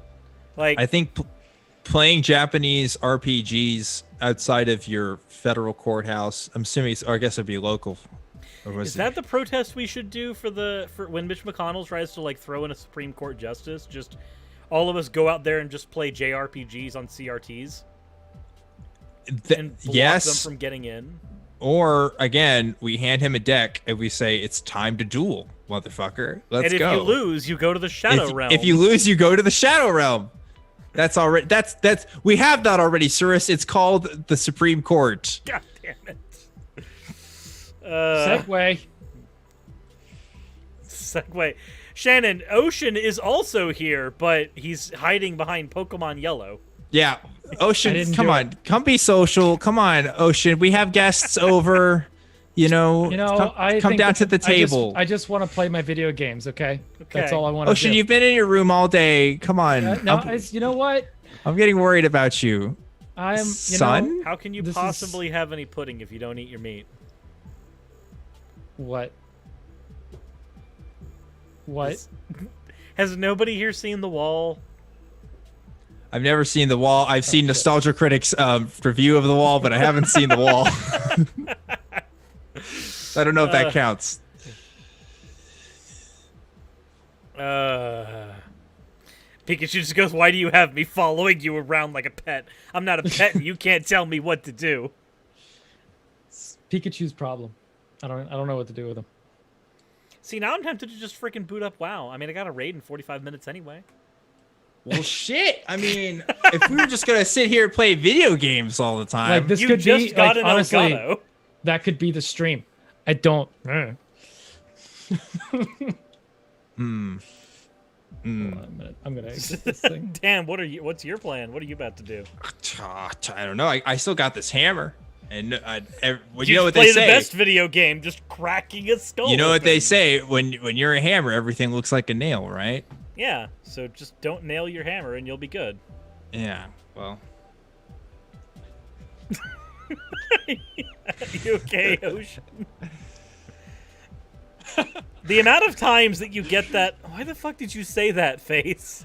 That's live been for like it. 90%. Like when, like honestly, whenever I'm hanging out with Cirrus, there's a consistent amount of time where I'm just like, what did he do? What did he say? What is going on? What is okay? All right. And then I feel like Hammered Out is basically Cirrus's opportunity to troll me. Yeah. Like it's like Generally 90% of the speaking. time exactly what it is. I'm also curious like- as to why you didn't think the episode with Dan, of all people, wouldn't go exactly as we thought it did. Oh no, there's a part of me that knew it was like, we'll talk about Truth Wanted for a little bit and then it's gonna go somewhere. Yeah. It's going to go completely off the rails. Yeah. Somewhere. It was either that or we were gonna get into it about street epistemology. Yeah. The two things was Yeah. gonna happen. Which, yeah, I'm not. I'd rather debate about Sonic Adventure 1. To be honest with you, but And that's fair. yeah. I mean, to be fair, I would rather debate about Sonic Adventure 1 than talk about, Socratic Method 2, Electric Boogaloo. That, you know what? I might just have to call it that. I think that's it. That's basically what it is. Like, You're not wrong. Sonic Adventure 2. Socratic Adventure 2. Socratic Electric Adventure Boogaloo. There we go. Now we're on Socratic it. Adventure 2.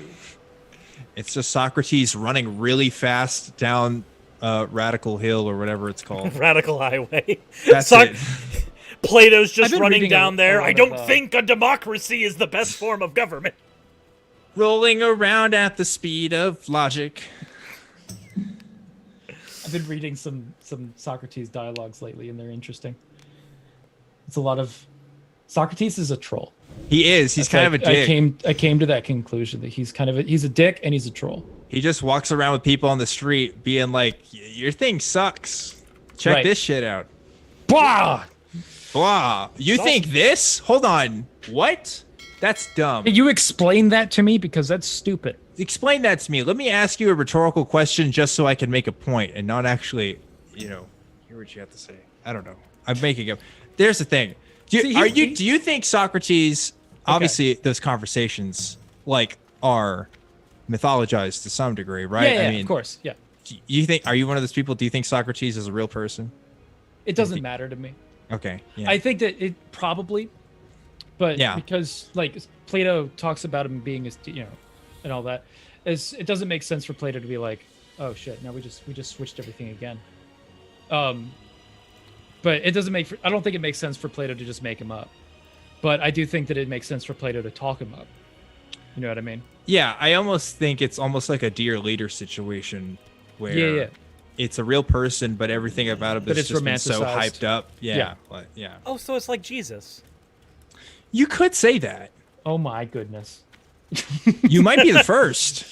I think you're the first person to ever say that, Cirrus. No, I don't think goodness. I am. What a novel thought. How are you? Do you think he was a real person or no? Do I think Socrates? Yeah. Socrates? You do? Are you asking me or Cirrus? Either. I mean, you, I guess. I think so. I think it's the same thing. Like I said, I think it's like mythologized real person. Right. Yeah. As like legendary parts of his life. I had this one logic masterman at one point, and he said these things.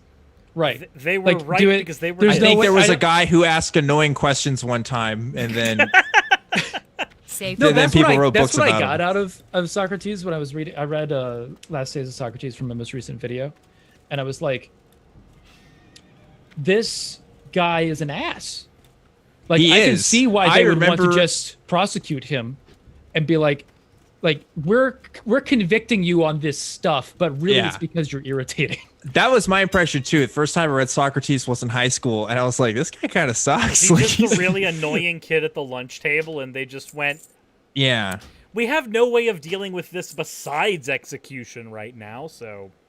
But you know, it is funny because there's an apologist argument out there that says, "Oh, the stories that we have about Jesus are so recent. You know, like 40 years afterwards. That's not enough time to make legends out of people." Like, that's a thing people will say, and it's like, "Hey, I don't know if you've heard of this guy." People who No. You know this guy L. Ron Hubbard. Like, have you heard some of the stuff they say about him? Like, it's not I don't even know. that. Like, Yeah. It's people that are like recently died or are still alive. You see legends about them. Ronald Reagan. I mean, come on. Ronald Reagan's a good one. Trump is a good one. Yeah. You get made up legendary stories about him that come from him. Muammar So- Gaddafi. I mean, the list goes on. Yeah. So you get like people that build up mythologies of themselves. Mm-hmm. So the idea that people were talking about like these wild stories about Christ the day after he died, it doesn't matter Yeah. to me that they weren't written down immediately. Like, Yeah. the Gospels come from a prior existing tradition. Okay, Right. fine. That doesn't mean that Jesus actually turned water into wine or actually Yeah. fed the 5,000 with 3 loaves of bread or whatever the fuck, unless he was just being a troll about it and was like, I'm doing this out of a technicality. Here's a crumb. Yeah, and even with as many people, it's like it's still going to, like, even if there was as many witnesses as they claim to the events, which whatever, like there still could be multiple versions of. I mean, like it's like with JFK, like we know Bernie Sanders killed JFK, but the story always gets mixed up in history, right? Like that's the thing. I mean, to be fair, Wow. it's not that he did it. It's that he delegated. No, he George was the gunman. No, George Soros did it, and Bernie was just the one who divvied out the pay. We just don't to know the if other he was gunman. in. We don't know if he was in the grassy knoll or if he was in the textbook depository. But Shannon Q is in the chat. She says, Cirrus, Ocean, and Dan send me their cat videos, so I need to retain those relationships. Hi, Shannon. Pico's still here. He's chilling in his basket. If we don't send Shannon cat videos, Shannon just starts slowly forgetting why she's even friends with us. That's and true. to be fair, I Yeah. would do the same thing, so I can't. Yeah. No, we gotta send cat videos to Shannon. My cat is engaged to Shannon's cat. Really? Yeah, we made that happen one time. I don't think it really went anywhere, but Wait, what? Pika and Yep. Small Cat, huh? Made it happen Pico one and time, but it never went anywhere. I think we made a post about it, and then I don't know. We definitely DM'd about it. It was like, what if we made them? Because I think I got him shortly after Shannon got. Small Cat. There was a Small point when cat. like every YouTuber was picking up a cat Yeah, for a second there. yeah, good times. Shannon, they are betrothed. They are betrothed. There you go. They never actually get married, though. They just stay engaged. I kind of like that. You know what I don't understand, Ocean? How did you suddenly just start streaming Pokemon on Zoom? I have no idea how you What did can I that. do? Just share Oh, screen. Screen Screen share, right? See you later. No, share screen would have not yeeted through Zoom. us. Exactly. Really? Yeah. Oh. Did you I did go it- into your capture software? And Yes. Okay, so a thing I can't do with mine Correct. because we really established that I fancy. It's have because to, I like- have this fucking wizardry program that I use to operate my camera, which I'm using to run a DSLR as my webcam. I mean, to each their own. If I had the ability to run a DSLR as mine, I'd do it too. Maybe That's true. there's a I can do all chance. kinds of things. I can change the f-stop. I can show you the world. Ocean After Dark. Ocean After Dark is just Ocean playing Pokemon. It's just Ocean in a dark room playing Pokemon. Yeah. I mean, what else did you expect? Yeah, keep it at 2.8. There we go. It's exactly what it should be at all times. It's just Ocean playing Pokemon. Ocean Man. Hey, did you ever look at that song, Ocean? I did finally. Okay, good. Yes, I even because there was a video in which I introed my video with a reference to that because it kept happening in the comments section. So I was like, okay, all right, I have to look up this fucking song. So I watched it and then I referenced it and then intro to my video just to get everybody to shut up. That doesn't get fun. people to shut up, though. You know. No, that. it doesn't. It makes it worse. Yeah, definitely. Yeah. Because then in that video, everybody was commenting the time code of the spot where I did it. Because it said, "Hey, Ocean Man," and then I put up the album cover. Yeah. Yeah. But yeah. Well, there you go. That was a thing. I don't know. It was a life event. Yeah, it's really interesting. Very riveting content. Yeah. No, This is a Hammered Out exclusive, by the way. Whole fucking adventure right there. Yeah. There's some Sonic adventure. Probably the most controversial period of my channel's history. You beat me to it. You want to be completely honest. Yeah. The fact that Dan beat me to that is very upsetting. Speaking of controversial points. Straight epistemology? No. Silverman. Oh. Wait, what did he say now? He's saying some other stuff? Oh, he's saying all kinds of fun shit. He's saying that he's offended when people call him a racist. And that's why people shouldn't call him a racist. He's comparing calling him a racist to saying the N-word. Okay, boomer. That's where he went. That's where he went. That's unironically, he's been posting that. That's just Good meme, Dave. Good meme. That's where I'm at with that. Just good meme. Well, I guess this is where we're at. Aren't you really proud to be a part of the atheist movement, Cirrus? Isn't it a great thing? What a legacy. Instead of actually doing anything activisty, we just talk about video games and lead people down the pathway to hell, which is what I'm told. I do. That's a whole fucking thing, my dudes. I wouldn't even know how to begin to unpack that, to be honest with you. Yeah, so what was it? Robert Reed. I just want to plug this real quick. Robert Reed has been making some fucking bomb posts about that recently. I don't know if any of you guys know who Robert Reed is. Yes. But chat, look up Robert Reed. He used to be an NFL player. Yeah, no, and he is awesome on this stuff. He looks like it too. So yeah, no, absolutely. He's got a bunch of self-defense training as well that he's been it's just a cool guy, and he does this thing on Twitter where he posts it's 120 seconds where he just goes off on some takes, usually sometimes sports related, but recently he's been going off about David Silverman. What I don't understand is how do you where Silverman's concerned, not to interject too badly, but I have to wonder how much of it is legitimately how he truly really feels, and how much of it is edgelord, and how much of it is edgelord. It's butthurt, man. Is it butthurt, or is it legitimate butthurt, or do you think it's just him being an edgelord to get clicks? I think probably both. I mean, this man was on Fox News at one point. You know what I mean? Right. People used to care, and now. And I it's and now they sort of care, but it's with Bogosian. It's not the right. Say what? It's like with Bogosian. Bogosian does the same Bogosian. thing. Yeah, no, that's true. And with the pronouns in bio thing that Bogosian went on. Yeah. Really? That's the thing. I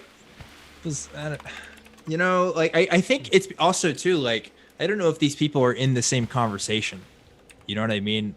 They're almost looking from the outside. It's with Bogosian and Silverman being both commenting of them from the outside. Yeah, they're just not they're not on the precipice anymore. They're not on the tip of the spear.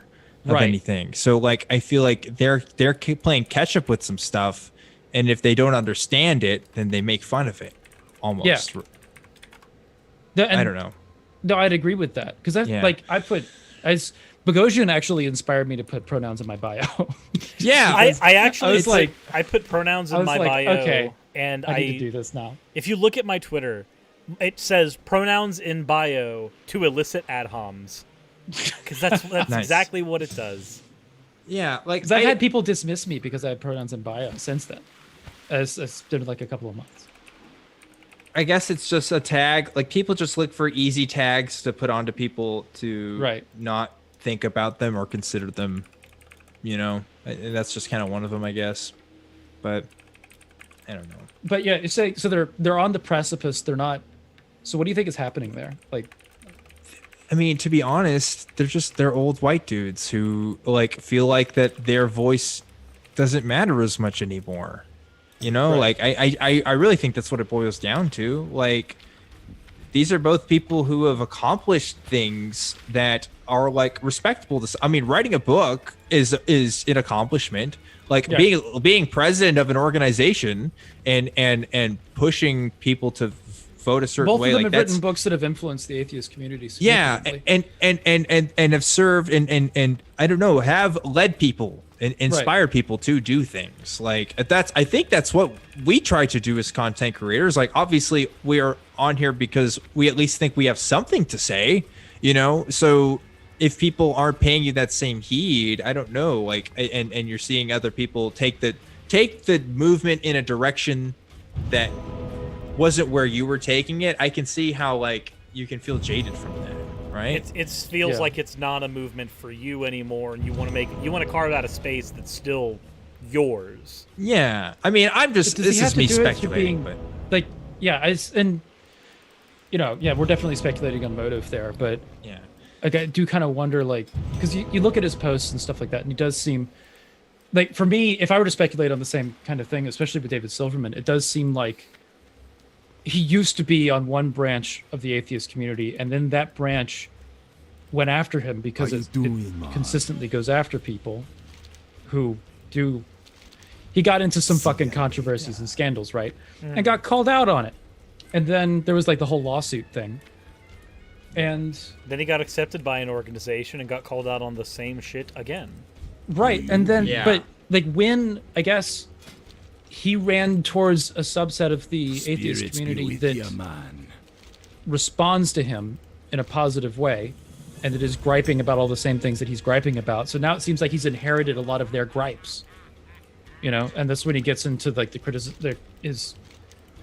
It's the classic thing I would call of them criticisms, but listen, if you date a couple people and they all say the same thing, maybe the problem is you. You know what I mean? It's like I think that's what's happening here. It's I don't know. That's what it was with me, and I went to fucking therapy. Just I'm just gonna go ahead and say that right now. I think Silverman might need therapy. I think we all need therapy. Well, 2020 is a thing. I would agree with that. Yeah. Everybody nees therapy, and I've held that. I used to be an edgy kid too.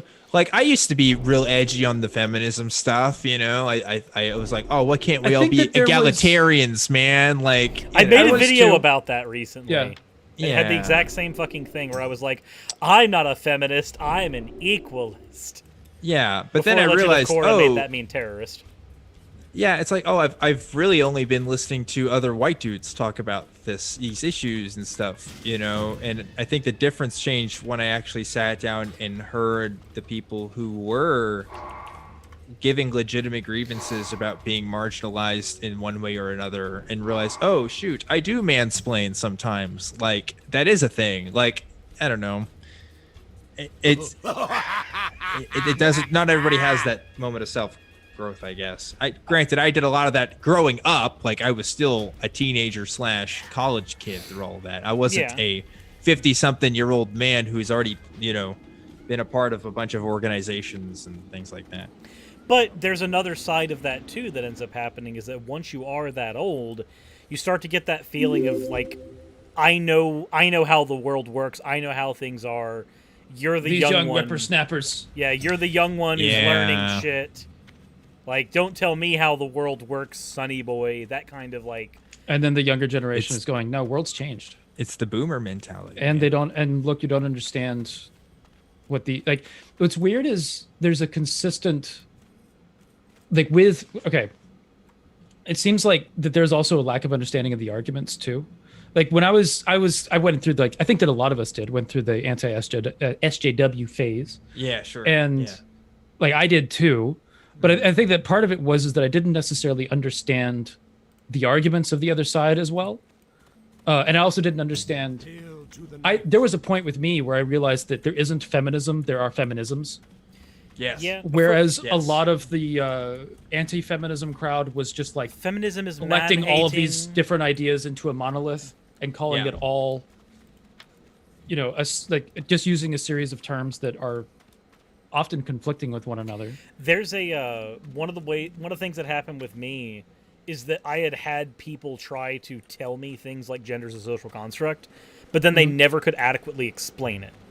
Right. And so I would just go, okay, but that doesn't make any sense. And then finally when someone was like, well, hold on, if I'm a guy, but I tell you I'm a girl, and I look like a girl, and I sound like a girl, and I act like what you consider a girl is, what do you call me? If nobody's ever said that person has a penis. Okay, well, I might call you a girl, but we don't go further than that, because are you ever going to inspect me to find out if I have a penis? This is where I wound up having a conversation with somebody, and I asked them how often, because they went into gamete size, right? And how often have you checked someone's gametes? Right. I learned this objection from Shannon Q. Shannon Q pointed this out to me some time ago. And I was like, yeah, nobody does ask to see your gametes. So I asked this person who was like harping on gamete size. I was like, when is the polite point in conversation to request gamete size examinations?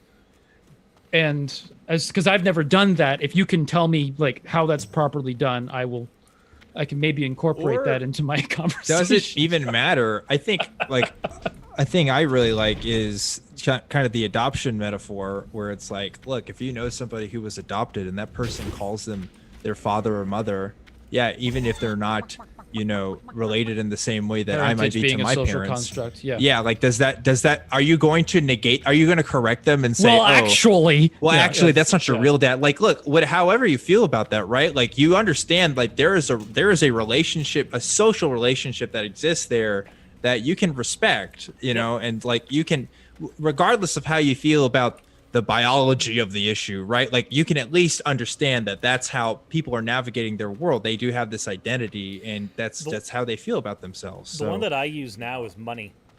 When somebody goes, it's a social construct, so it's not real then. So then what the fuck is it? I just go, okay, would you like to know about another social construct? I like actually going more, I go more edgelord with it. I say biology is social construct. Yeah. And like, that's the thing too, because that's an edgelord way to go about it, but it's funny. And that's the thing too. Like I feel like it's harder to explain the minutia of too. You know what I mean? Yeah. But yeah, it's true. It's like who determined what we called male? Someone and somebody. Wait, so someone did. It's not an ontological fact. It's something that somebody said at one point. No, but some people will argue that it's an ontological fact. Yeah, but then they have. I've come into that a few times, and then but you have to take the argument with them about. Like they'd have to be linguistic prescriptivists, and I think the mere fact that nobody who's ever done anything with a dictionary has ever been a linguistic prescriptivist. So people who are functionally the experts on words are not prescriptivists. Should be an argument against linguistic prescriptivism, and we're getting real close to a real awkward argument, but I don't want to talk about what an atheist is right now. I really like rocks, though. I think people who don't believe in a god rock, but I don't think that rocks don't believe in a god. Rocks are animists. Damn it. That's what I hold. Look, I stick to my position that rocks should feel free to identify however they want, and that we shouldn't put any labels on them. Just let them live. Let them live their lives. How dare you call them rocks? Do you know the identity of my rock? My rock might be a pagan, and you have no way of knowing, and it will never tell you. Yeah. My rock is a special rock. But That is one of the weirdest memes in the atheist community, is that the definition of atheism. But I find it to be an interesting conversation that I like seeing how different people react to it. But I also understand that like most of the atheist community is just so fucking tired of it. Yeah. That it's just like occasionally turns into this Twitter quake. Dead Babies is great for one reason and one reason eating alone. Babies, rather. And that is the crunchy snack I crave. See, I had never heard about the eating babies thing until I became a part of the atheist community. That was never, I've actually never heard anybody seriously make that argument. I've only heard that atheists eat babies from atheists. Never heard a Christian seriously make that comment. I think somebody said on AXP. I've been poking around YouTube for trying to find the source of it. I've been like, I don't know where it came from. I legitimately have no idea where it came from. I think it came from AXP. Weird, like, reference to Moloch or something like that. But like, no, or if it was ever said by a Christian, why it was said by a Christian, and I can only think of a Moloch reference, which means they were actually saying pagans. I did see, however, some a Christian commenter recently, within the past like 3 years or so, say that abortions are sacrifices to Moloch. Okay. So the Moloch needs more sacrifices then, that obviously. But that was a whole thing. But no, that atheists eat babies, I just had never seen before.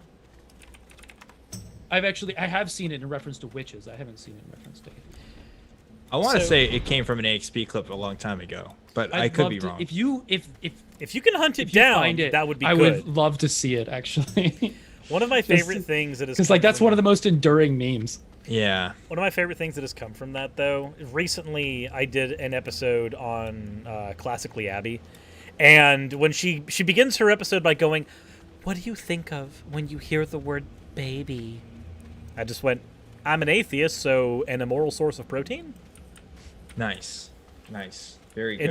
It's my favorite thing. This is about what happens: that is atheists like perpetuate the meme. Yeah. I think. I think that the only reason why that comment is still alive is because of atheists. Yeah. But we have to support. So we have to support abortion somehow. And here's one of our the thing. best arguments is the lunchbox. Nobody will ever actually say, "Oh, you ate babies." But if anyone ever accused me of eating babies, I could just say, "No, I'm vegan, actually." So it doesn't. Okay, but hold on. Now we have to have the conversation about when life begins. Because if it's not worse? Life. Vegan. To some people, it's probably worse, right? Yeah. Because you get like the same person will froth at the mouth harder. Right. That you're a vegan and an atheist. Like, good lord. No, I enjoy fulfilling all the cultural stereotypes. I hold the same position on vegans that I do on Christians, and it is, well, as long as you don't proselytize, we're okay. Somebody, we had a super chat a minute ago from Jake 4D saying, "Have you recommended Silverman's book in the past, and considering the person behind the book today, would you recommend reading the book today?" So I actually bought Fighting God after meeting Silverman in a video call at one point where he was mean to me because he found out I was pagan and then was like, "What?" and then just like couldn't wrap his head around the fact that I was a polytheist, such that it took over the conversation. And anything that I wanted to have a conversation about was just like run over. But I wound up buying Fighting God after that, just so I wanted to get a sense of the guy. Never got around to reading it, and then all the controversy happened. So I can't say that I've recommended it, and I don't know that I would recommend it now because I never got around. Never touched it. Is it bad that my position on Silverman then would have to be consistent with my position on J.K. Rowling? I'd have to advocate piracy. Advocate piracy? That's fair. That's where I'd go. Just I haven't read his book, so I don't know if it's good. But if I did like his book, then my position would be, well, if you want to read it, the ethical thing to do is to read it and not provide money to a monster. That's I don't know, Cyrus, because if somebody didn't like you, and they said the same thing, then they can just watch my videos without ads, and I'm okay with that. Yeah. Functionally, it's no different. If you had like locked content on your Patreon or something. Sure, they can go fucking distribute the locked content on my Patreon, and it'll effectively just make people be patrons. If you want to understand how people think, and they've written a book, I always advocate getting the book. But I would say, like however you get it, I would this like for the sake of being like, oh, okay, I want to understand the mind of David Silverman. Fighting God is going to be a good way to start poking around. If you get a book on Amazon Kindle and you hit return like within the week, usually you can. Oh, yeah, if you just want to do some quick research, you can do it. Yeah. I may or may not have done that for Q research. QAnon stuff. QAnon. Mm-hmm. The QAnon video that I keep saying I'm going to do, and then I get really busy how because has I'm that streaming research- with Cirrus and Ocean. Hey, How has that research hole gone? Everything you know about QAnon, it's actually 10 times worse. Really? Yes, 100%. Jesus Christ. Because not I only know is it it worse originates from 4chan, but like.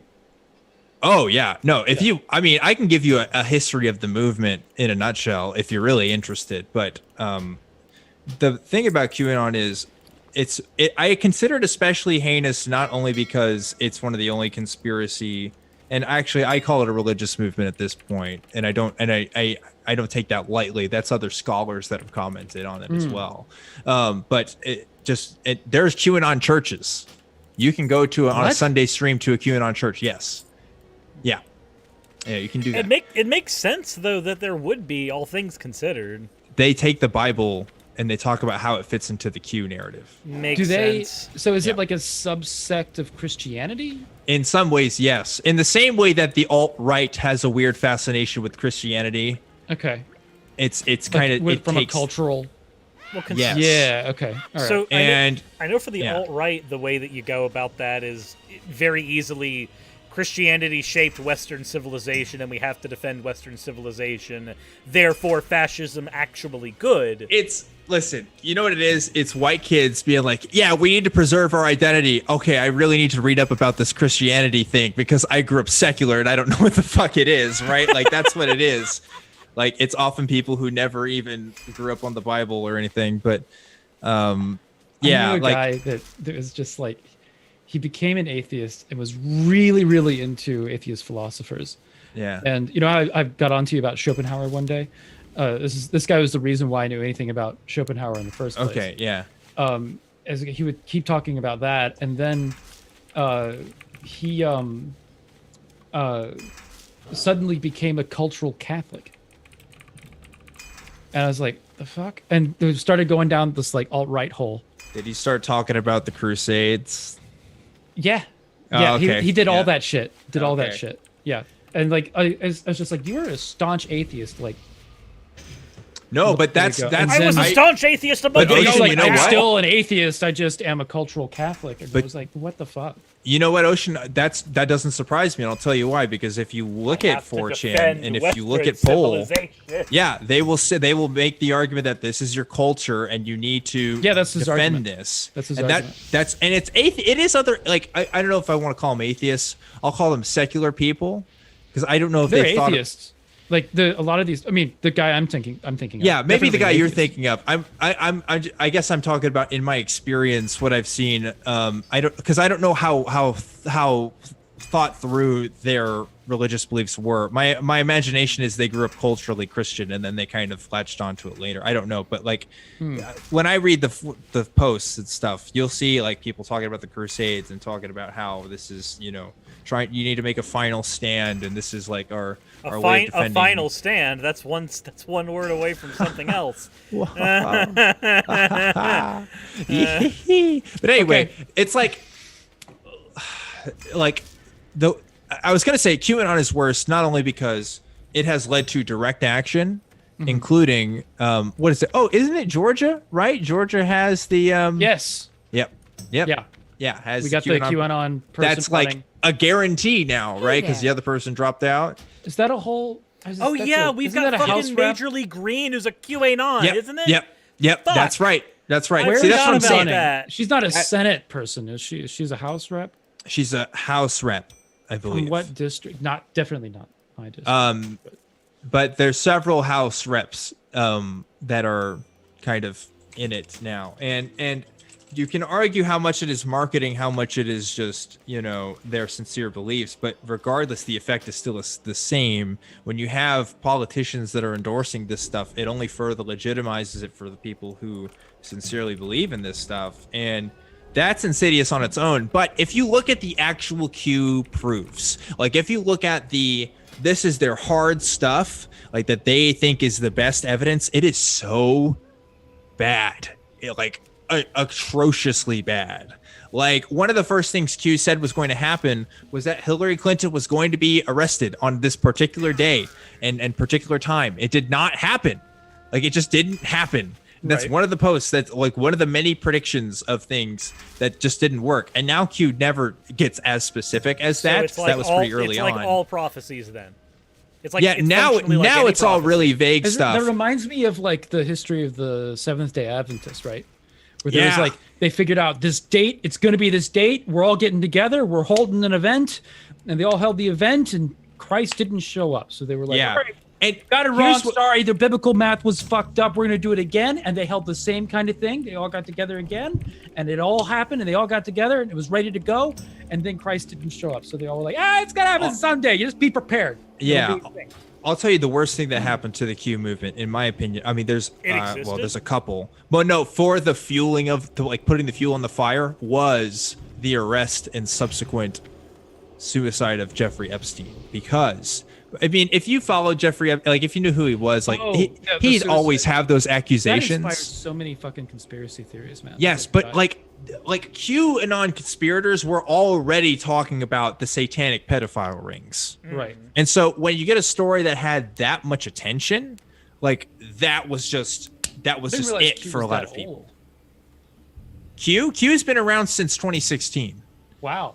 Yeah. Like with most bad things on the internet, pretty much right after, I believe it was the November of Donald Trump's election. Because of course it was. But it didn't start becoming. That was the first Q post. The following started in like January of that year, the next year, if I recall. And yeah, it's been snowballing since then. But there's a lot of different channels and websites of. I say channels. I mean like channels of communication where people are at now, because it's not just 4chan.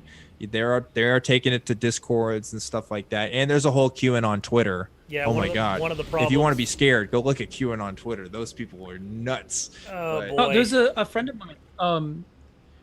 Like we had an old work buddy, somebody that we were did some projects with, and my roommate was like, dude, his Twitter keeps talking about this guy Q, and he came to me about it. And at the time, I had no idea. And when was this? This was just a little under a year ago. This is like in January or February or so. And he kept talking about how I have to be devoted to Q, and Q is going to be, and it was basically Hail Q posts, and a lot of them. And my roommate was like, what's going on? And he came to me about it, and I was like, I've never heard of, I don't know what's going on. And you just know it's terrifying after a certain point. Right, but it was just like, he showed me some of his posts, and I was like, that's really strange. I was like, usually I know about what this is, and I started like kind of poking around, and I found some of this similar stuff to what you have apparently found, and I was like, this is, but it was like, to me, I felt like it was like just a fledgling thing at this point, but the Twitter world of Q was expanding quickly. Absolutely at that huge. Point. Absolutely huge. One of the largest Twitter accounts had over 500,000 followers. Jesus. And I think, and that's not including, by the way, people like Donald Trump, but also, like who's not Q himself, but he doesn't. But he doesn't. He's not dissuading, right? He endorsed Q in certain ways, and Michael Flynn has made posts about, and he has like 1 million followers, like, and he mentions Q and stuff. So like the big people who talk about they think they can use this movement to their advantage or something. Oh, 100%. Like, and the guy that I'm talking about, that my roommate was familiar, smart dude, right? Like really bookish fellow, and like definitely not an incompetent person. and was just swept up into this. Yeah. You know, Yeah. It was strange. It's strange and it's sad. There's a subreddit of people of QAnon casualties is what it's called, and it's people talking about their friends and family and just how fast it's happened. One of my friends here in Austin, her mother and sister have gotten into QAnon, and the first thing she did was text me about it because she knew that I knew about it and stuff. And I was like, no, you have to show, like, what are they saying? And she sent me screenshots, and it's all the same bullshit that I was seeing online the whole time. And I just had this moment of, I think that was what really spoke to me of just like, oh shit, I need to just talk about this as much as I can, because like this is anybody. These are her sister and mom are two suburban white women from Houston.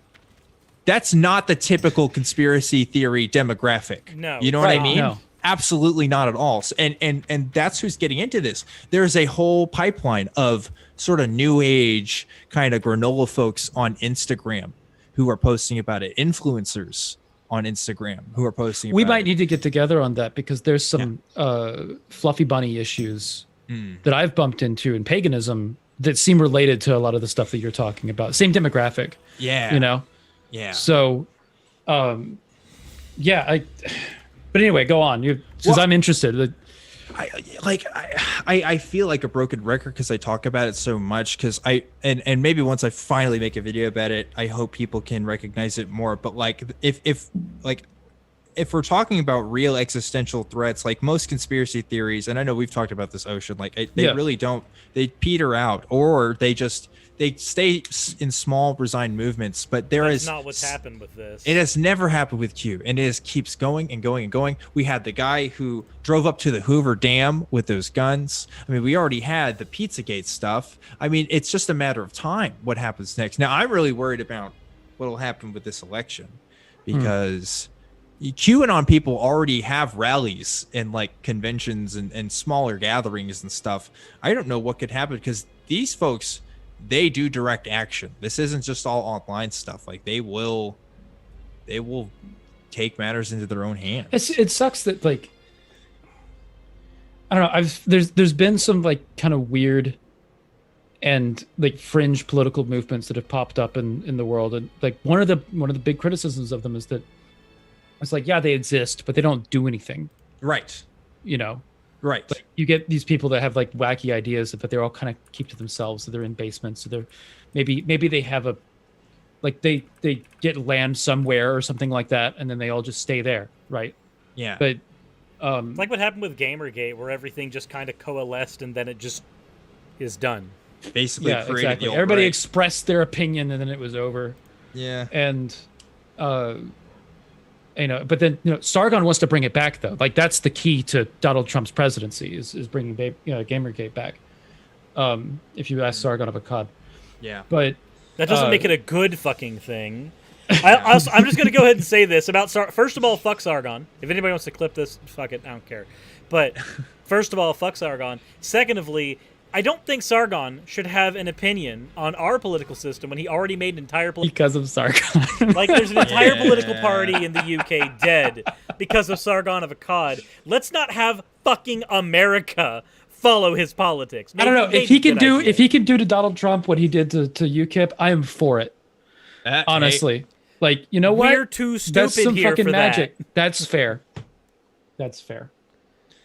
But yeah, it freaks me out because now, as much as I know about it and stuff, and I try to tell people about it, it's like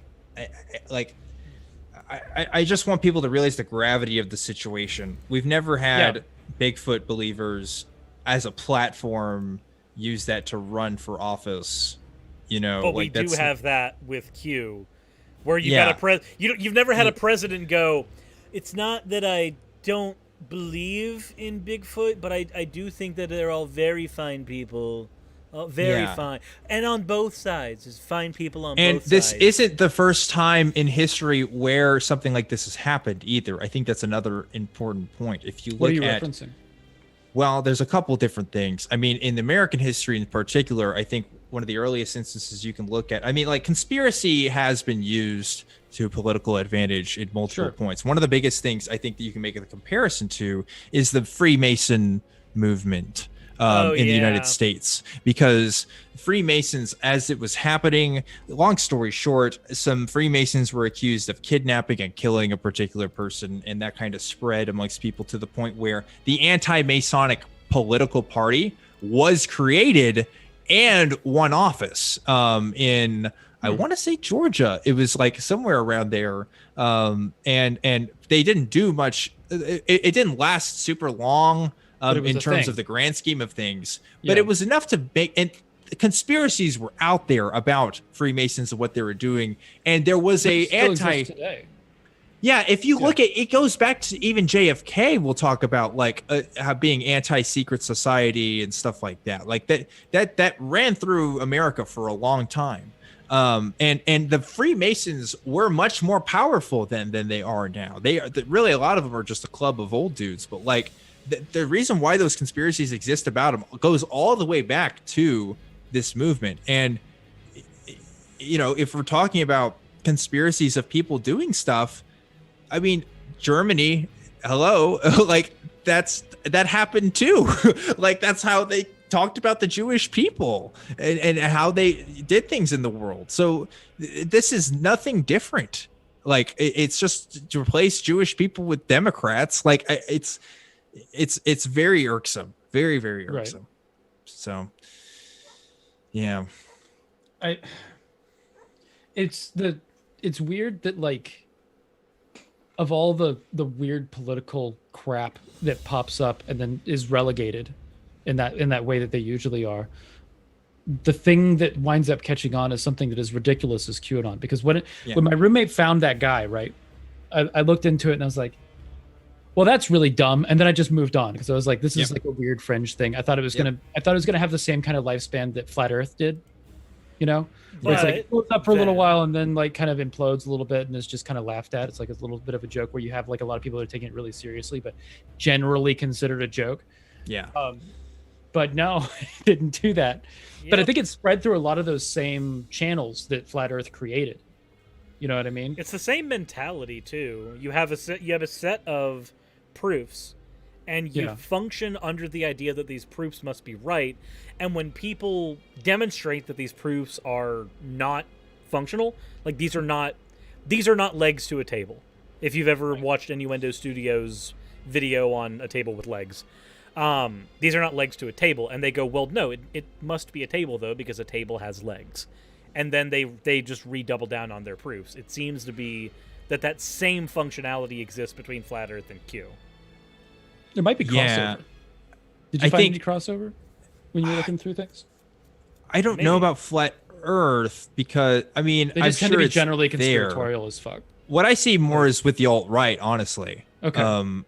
Because Q is political in nature, very, very political in nature as a construct. You know, like there is this idea of the deep state in particular who's doing things like who the enemies in Flat Earth are like NASA, which isn't like there's some deep state there's deep state but it's Flat Earth too. But it's not doing quite the same thing. It's just well, I mean, I can barely tell you what the goal is with Q though.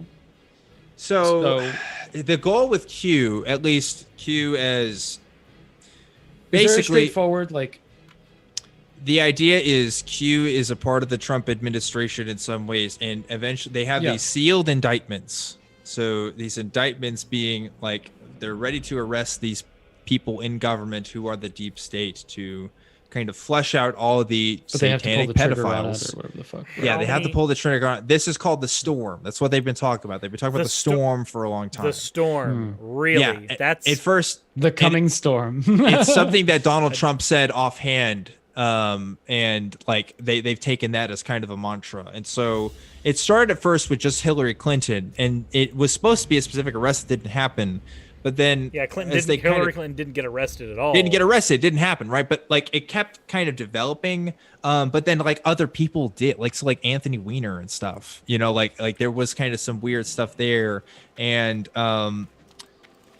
when you part of the narrative is that like Trump is going to be beleaguered in all of this. But he's really like almost like this Christ figure, like his It will come with his vindication kind of thing. Yeah. So like, if you remember a couple of years ago, what really hit big was when Trump was getting impeached and the Russia investigation stuff. And when the Russia investigation like did turn out for stuff to happen, there was a popular narrative, despite the conclusions of the extra report, of people saying, "Oh, it didn't, like, no collusion, right? That was a thing." And so that also kind of reinforced the narrative, but. The basic gist of it is Q is a part of a group of people who are assisting Donald Trump in making these sealed indictments happen. That's the goal, to arrest the people in the deep state. But it's also included other things. For example, JFK Jr. is alive and wasn't actually killed in the plane crash and is part of Q. That kind of stuff. So, yeah, it's disappointing. But not everybody in Q believes that one, but there's other like, and Q operates apparently in other countries too. Don't know how that works, but there's a Q following in Germany. I know that, and in Brazil. I think do you think that the conspiracy holds that Q is the same individual there, or that Q is a code name for resistors?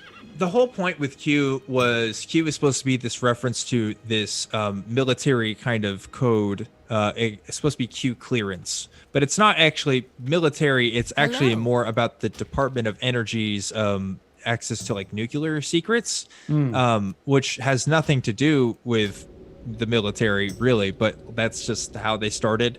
And the intention was that I think the people who created Q were acting as one person. I think as the narrative has gone on, it's become a group. It's become a meme. Yeah, it seems like there's.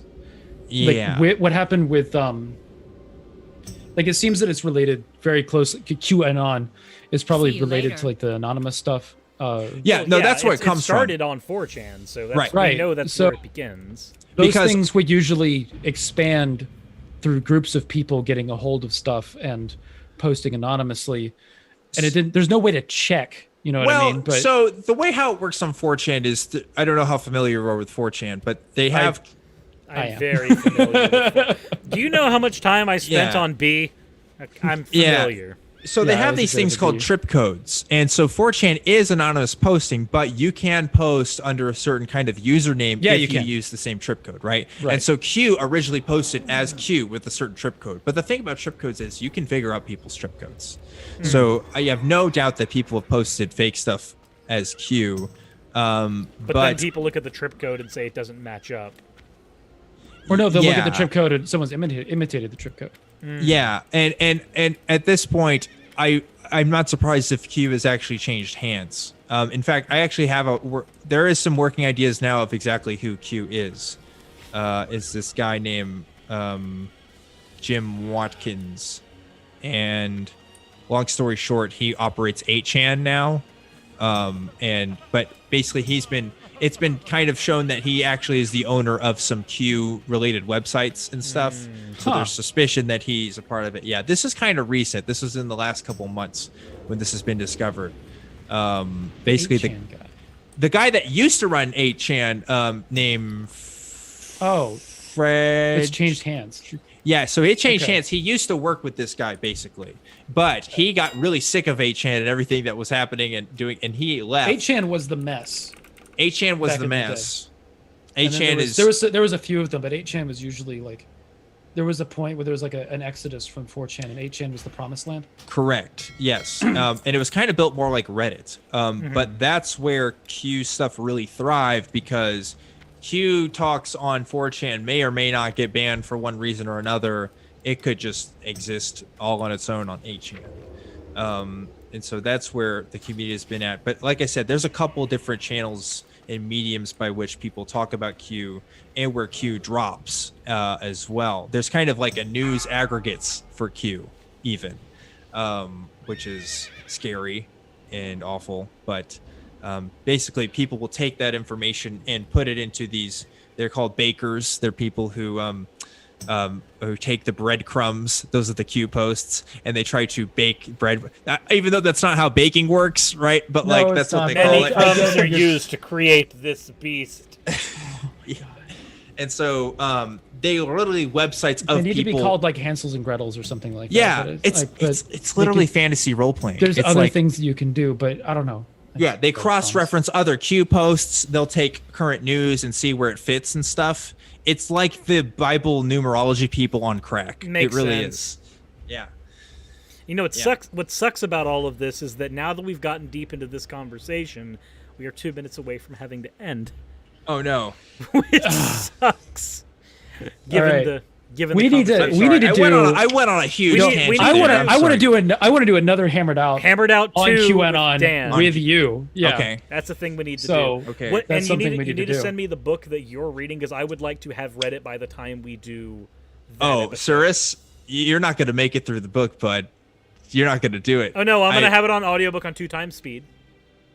It's not on audiobook. I'm sure I can find it. Actually, there might be some key people that are read. So on the book, let me say that. We got 2 minutes, but there's a couple different books out there. But the big one you should know about is actually a compilation of different Q writers. And so that's what makes it kind of interesting. But I'm saying you won't finish it because Cirrus, you'll read 2 pages of it and you'll be like, "What the fuck?" And it's going to be like that the rest of the time you keep reading. Like it's not going to stop, and you're going to laugh, and you might cry. Send me it through Twitter. Okay. So that I'll have access to it easily. That said, you are the guest. Do you have any last things you would like to say before we end our show? Any last words, Dan? Anything you would like to end with? I went on this huge Q tangent, but my name is Objectively Dan. Follow me on Twitter at Objectively Dan. Watch Truth Wanted live on Fridays, 7 p.m. Central. This week, Seth Andrews coming on.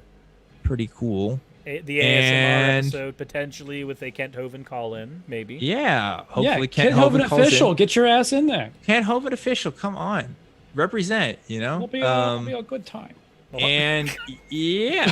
and I'll be on Atheist Experience this Sunday too. So you can watch me on there. Yeah. So well, hopefully everybody in the chat has had a wonderful time.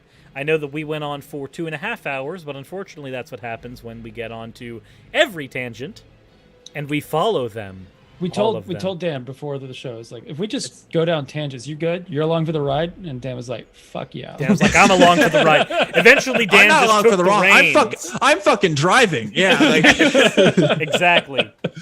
Perfect. So we're going to have to do another one of these specifically about Q after I've had a chance to do some reading. Hopefully, you all have enjoyed the episode. If you are available next Tuesday, not you, Dan, but audience, hopefully we will be able to have another Hammered Out next Tuesday.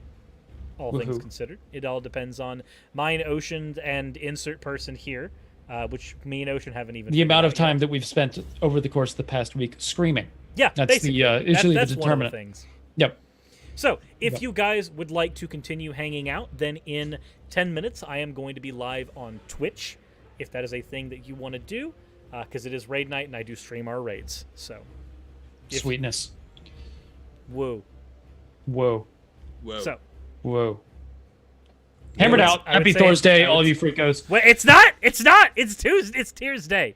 Don't Thursday this shit. It's Tuesday. No. I didn't do it. You monster. I didn't say Thursday. You did. Someone get Q to post. I didn't say